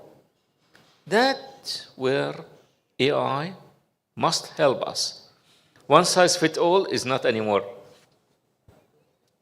A big theme emerging from these last 2 days is this movement to build collaborative ecosystems. The realization that no single agency or part of the financial ecosystem can create the catalyst to continue to drive the growth for SMEs to that 20% of share of book, if not more. For that, you need to share data responsibly, build SME analytics engines. What have been some of your takeaways in this tripartite ecosystem? Kafala and guarantee schemes, banks, and fintechs. If you have to share a vision to each of your partners, what is your guidance in terms of better data? Oftentimes in banking, we talk about big data, but small data is also important, how we capture names, addresses, and share. So what are some of the advice or guidance from the Kafala perspective when you are reaching out to your partners to strengthen these connections of data? What would you like to see more of, knowing that we are all learning and growing? Okay, I will start again to the point of trust. Okay, now, because we are collecting the data, it's very sensitive information. And banks always, they care about 2 things: the money of their customer and the information of their customer. This is the real values of their customers. Now, they are trusting us as a guarantee program, and they are sending their data. We must, as a guarantee, I always, count guarantee program like the credit bureau. Okay, credit bureau, they don't expose the information of their customers to anyone. We need to ensure that first of all, we protect our customer data, our SMEs. So masking of the data, building it in the right way is important. We shall not share this data outside our network. we should be able to mask it up, but also we need to ensure that we enrich it. So when the banks or MBFI, they provide us the information, we shall not return back to them only by saying, yeah, we guarantee 70% or we guarantee 60%. No, no, no. We have to come and share with them. And this is responsibility on all of us. We need to come on a periodical basis, sharing with them how is the trend of the market, where they can find the profit, where they can find losses, and where the rank of the bank vis-a-vis other banks, without disclosing the name. Let's say, for example, what is the average guarantee values for the micro? So and you have Bank A, you say you are, Bank A, you are giving for the micro an average of $100,000. The lowest in the market is $50,000, the average. The highest is $500,000. And your position in the middle, or you are positioned in so. Then also you share with them what is their risk. You share with them what is the average tenor. You share with them a lot of information. What is the type of sector they are tapping in? What is other they are tapping in? It will bring an added value to the guarantee program, and banks, they will be, and MBFI, they will be really thrilled to be dealing with you. Wonderful. One of the themes you started this conference with is on this theme of agile leadership. But oftentimes, globally, when people talk about agility and moving faster, they think risk increases. But your leadership mindset, and a lot of leaders here, are looking at agile leadership as actually reducing risk, smarter decisions, faster.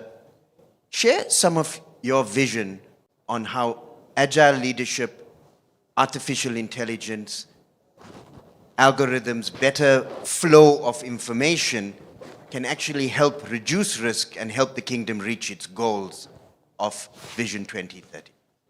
First of all, I apologize if I go a little bit technical on this one. Now, we know that a best practice is to apply scoring modeling inside our decision-making process. So I will mention some scoring models, like, for example, penetration scoring. When you have lead management system, that it will bring all the customers to a lead, potential customers, and you create a lead. So you need to create a lead scoring model that it will give you the ability to do the scoring. Then you come to application score. Application score, it will help you to risk rank the customer and to give a decision. Then we go to the behavior score, where you come to a situation where customer or SME with you and your portfolio, and you would like to extend the relationship. So when you take a decision, I do predict this customer will be going right or will be going wrong, and that's another way. A provisioning also scorecard is a part of it. Now, all this is good, but this is probably for some countries or from some guarantee program, they will think this is the end of the technology. This is about 30 years old technology. It's not new. Now, the new thing, the AI which comes. This technology, the scoring model, it will help you to build up your forecasting or prediction. But when you add AI into the equation, it will give you faster decisioning, and it will be able to give you a tailored model. You can create what we call it a champion challenging, for example.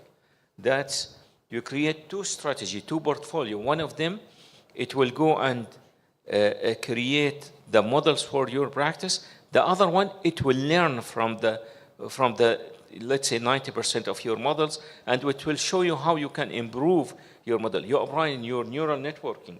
you apply your decision tree. These are the type of technology AI can help you to improve your decision. And that's, by the way, if you bring all people like me, will not add values. You need to go for what we call them, excuse my language, the Mickey Mouse, the hybrid guys, fresh graduate, which is they learn the knowledge recently and they are coming from the school. You bring them to your organization and let them play in the data, and they will give you a new trend. That it will add value to your organization. It will show you better trend. It will show you added value. Give them the education and trust their feedback, but challenge them always. I think these are very important lessons. That one of the journeys, and we've been very fortunate at Thunderbird to walk the journey with you for 3-4 years now, is that the insights coming out of Kafala is this mindset shift of, be it artificial intelligence, process redesign, agile leadership, starting with the mindset as actually reducing risk, this time to market, this time to decision. One of the statistics that has been shared under your leadership, and this is something common across the globe, of moving credit decisions from weeks to literally days and ultimately to hours. Share some thoughts on that journey and what it took, because these are lessons other markets, regardless of where they are starting, can take away from your leadership journey. All right. First of all, I'll reflect on the Thunderbird experience. And it's not only that we sent 10% of our team in Kafala to learn from your school. That means they get the best of the knowledge. Also, we participated with different schools so that we bring different perspective within the organization. And this is an investment in the team, and there is no problem if part of the team decide to leave the ship, because they are going to be the ambassador for you and they speak in good way for you. Now, in terms of speeding of the decision, yes, correctly, as you mentioned, it used to be up to 49 days or somewhere around that. Now it's reduced to 2.5 days. The challenge, how to make it real time. I have seen institute, and I will name it, for example, WeBank. In WeBank, a case study which is still, it's a dream for us. By the time you walk to the bank and you say that I'll take a loan, your loan is approved as an SME, not an individual. You do not even input any information on the keyboard. From your face recognition, they can tell who you are, and they can bring all your information, either the banking information or alternative data. And they can predict. So before you speak, they will tell you, this is what you can take. And not only that, they found this is, if they, the smartness, if they give you immediately, you deserve, for example, $20,000, the default rate, it will be high. But if they delay it for 5 minutes, they understand that the customer, he or she understand that it takes you time to evaluate. So they delay it in purpose. They do not delay it because they don't want to, of the operating system. No, they delay it just to let you feel that there is a time for value of decision making. But that's one example. Another, you can correct me with the name of the bank. It's in Singapore. Yes. DBS Bank. DBS Bank, they have a great models, which is they run it in Singapore and I believe in other 8 countries, including Malaysia's and other. And they have done amazing job where they have done, or they have brought the data analytics, and they implemented not only in the headquarters, they put it in each department, and they built up a kind of always striving the information and getting the information more and more, and that it helped them to create one of the most efficient banking system there. Incredible. One takeaway, both from this discussion as well as what we've experienced these 2 days, and many are old friends to Kafala and the Kingdom, is the grounding in education. And the whole theme of these last 2 days has been learning from each other. We've learned from the guarantee schemes in terms of best practice in each region. In fact, one of the highlights has been the dinners and the coffee that takes place outside these formal settings, where we've learned so much from one another. Education has always been at the heart of Kafala, a commitment to education of your teams, but also partnerships.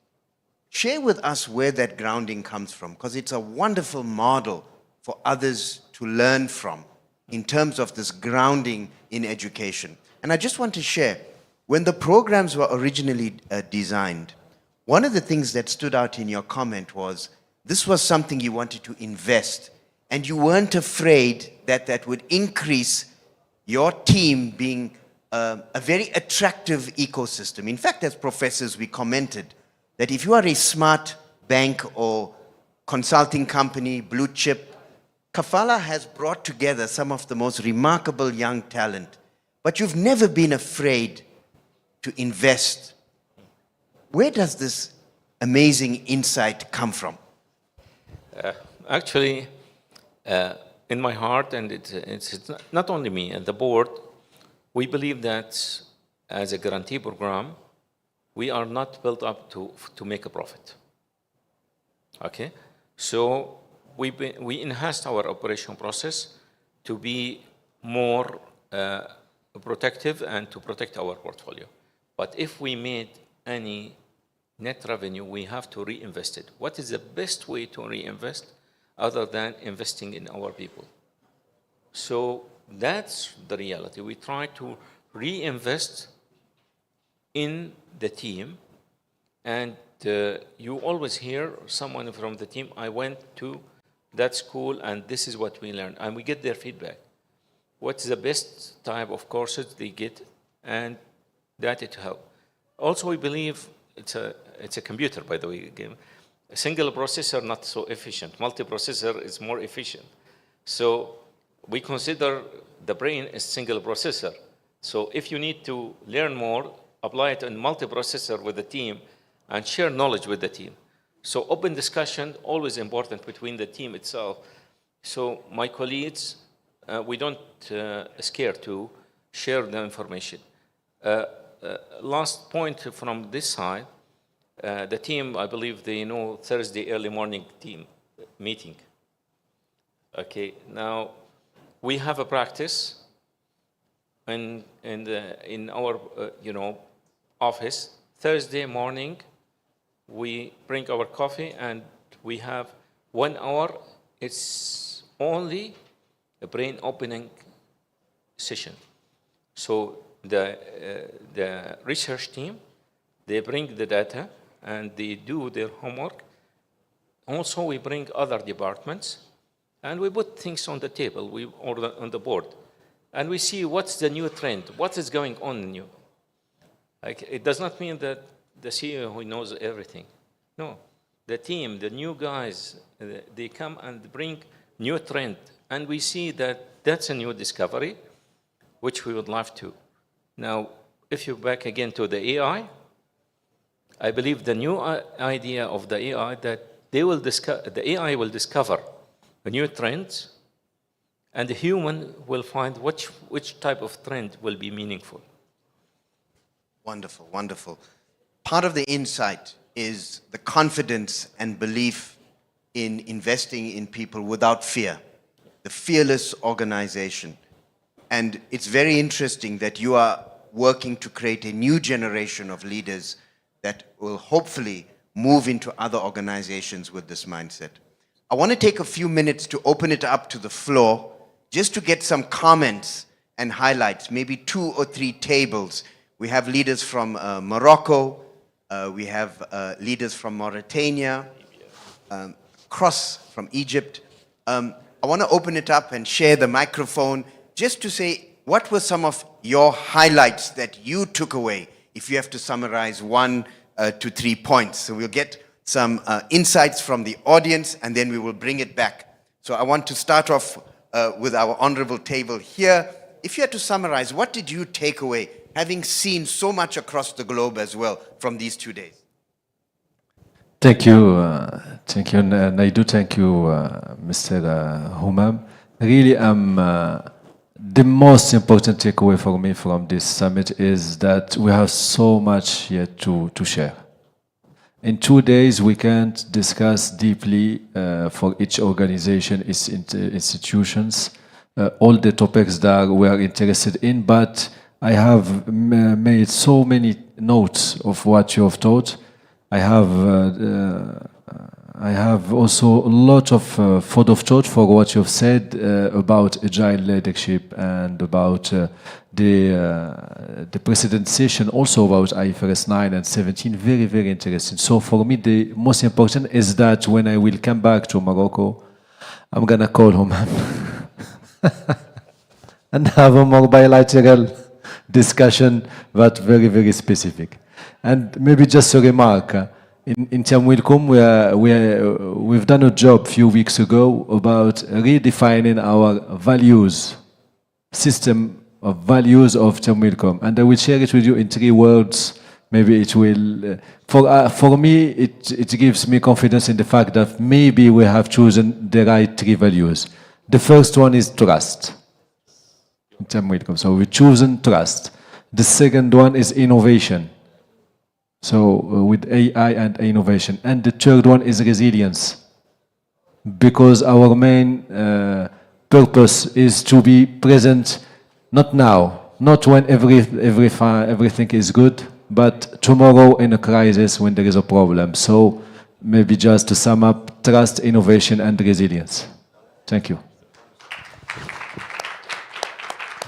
I'm going to take 2 more quick comments. I want to turn to the Hellenic Bank to share some of your highlights and lessons. No, I will agree with the previous speaker. It's, we have so much to share. We are all on the same boat. And it's very nice to have these 2 days and to really be able to discuss among each other and exchange views. I think this is priceless. I mean, it's very important. And as the CEO of Tamwilcom also mentioned, I think it should lead also to more bilateral contacts, because we might be strong in one area, another institution might be strong in another, and for us to really move forward, the fastest way is to exchange knowledge and exchange views. So, we'll take 1 more comment to my dear colleague who led such a wonderful, spirited dinner conversation. Please introduce yourself again, and please share your takeaways. My name is Alberto Didoni. I work for the Development Guarantee Group. First of all, thank you so much to Kafala for inviting us to this wonderful event. We are starting a new guarantee company called SAFE with money from the European Union and the government of Germany via KfW. We will target NBFIs in 19 countries, including many of the countries that are here, not Saudi Arabia, but some of the others. So for me, it was an invaluable experience, and I'm looking forward to have a bilateral talks, as my colleagues have mentioned before, and see how we can add values in the respective markets. So very thankful for this event, and looking forward to more. Come. Please. I will say it shortly, but definitely those were very 2 inspiring days. Listening to everybody in all the sessions, actually, were adding something to us. So we're coming with piles, of add-ons. We were just sharing. I have lots that I wrote in this iPad that I need to clear it. And please, as one of the region and global leaders in this, what have been some highlights for you? The main highlights that we all share the same, we all share the same pluses and minuses, you know, without identifying what. With different names and different titles.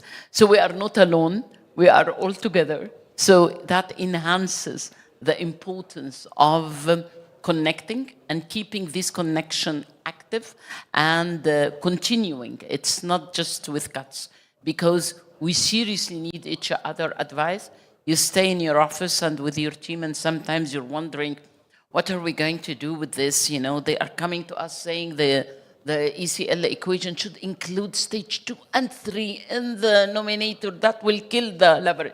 Guys, what are you doing? And we talk among ourselves, but when you involve somebody else and another view from another company, where the beauty of it, we are not competing. You know, we are really independent, so we can share easily what we are doing. So the plus or the main thing that comes is enhancing these connections and this actually relationship and the continuing on it. And thank you very much for Kafala. You did a wonderful job across all. Thank you very much, and thanks for all my colleagues actually. It was a pleasure seeing you, always a pleasure seeing you. So yes, thank you, and thanks for it. Wonderful. I want to bring it back to CEO Homam, who has, together with his team, played a convening role in a remarkable 2 days. And in particular, this open mindset to embrace artificial intelligence, recognizing the challenge and the opportunity. And one of the quotes I want to share that we've discussed is, AI is not replacing judgment, it's redefining judgment. And when paired with trust and inclusion, it can unlock the next decade of SME growth in Saudi and beyond.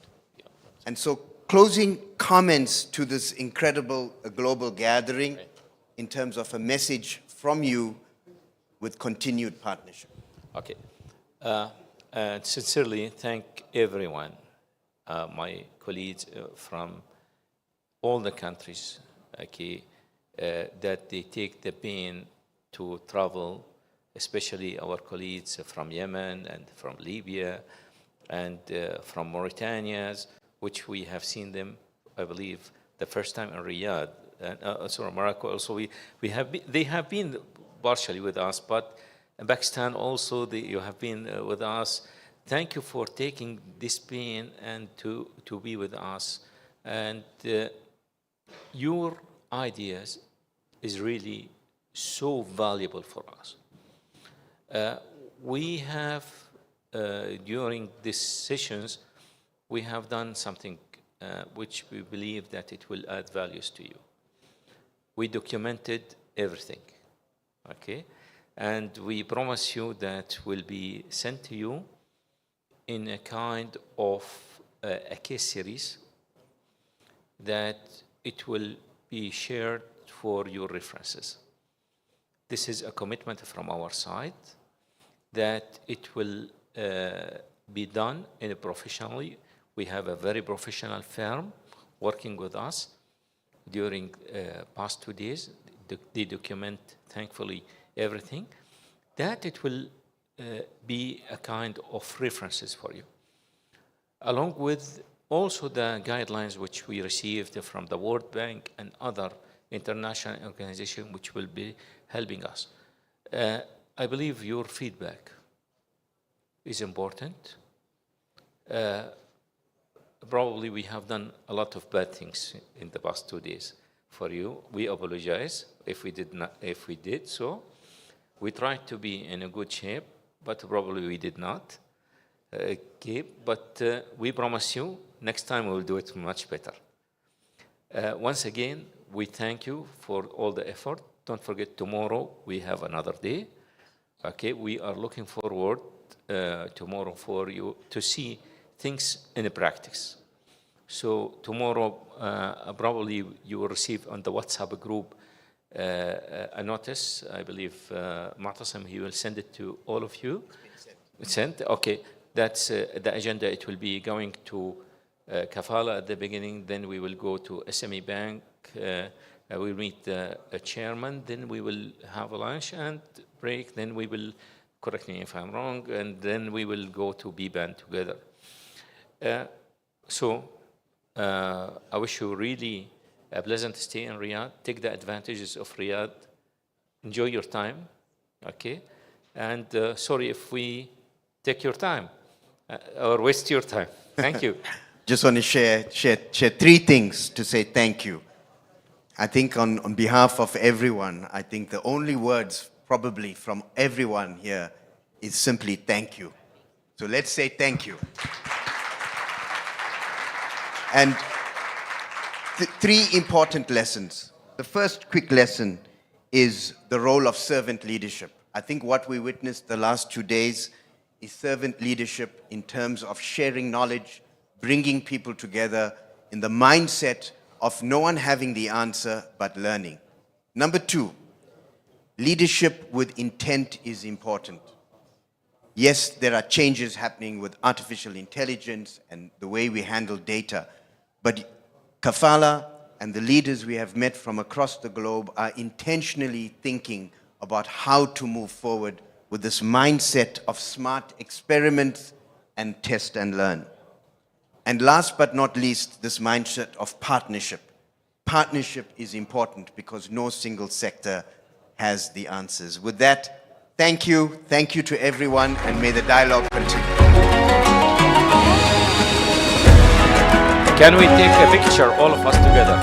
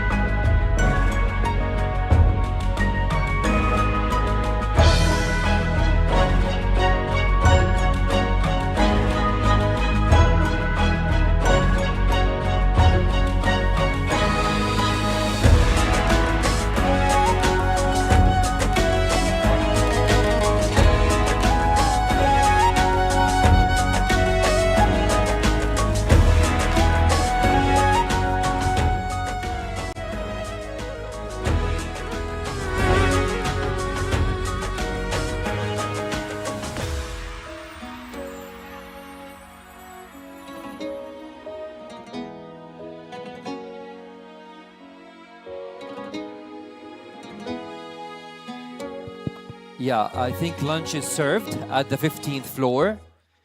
We could go to lunch immediately. Thank you very much.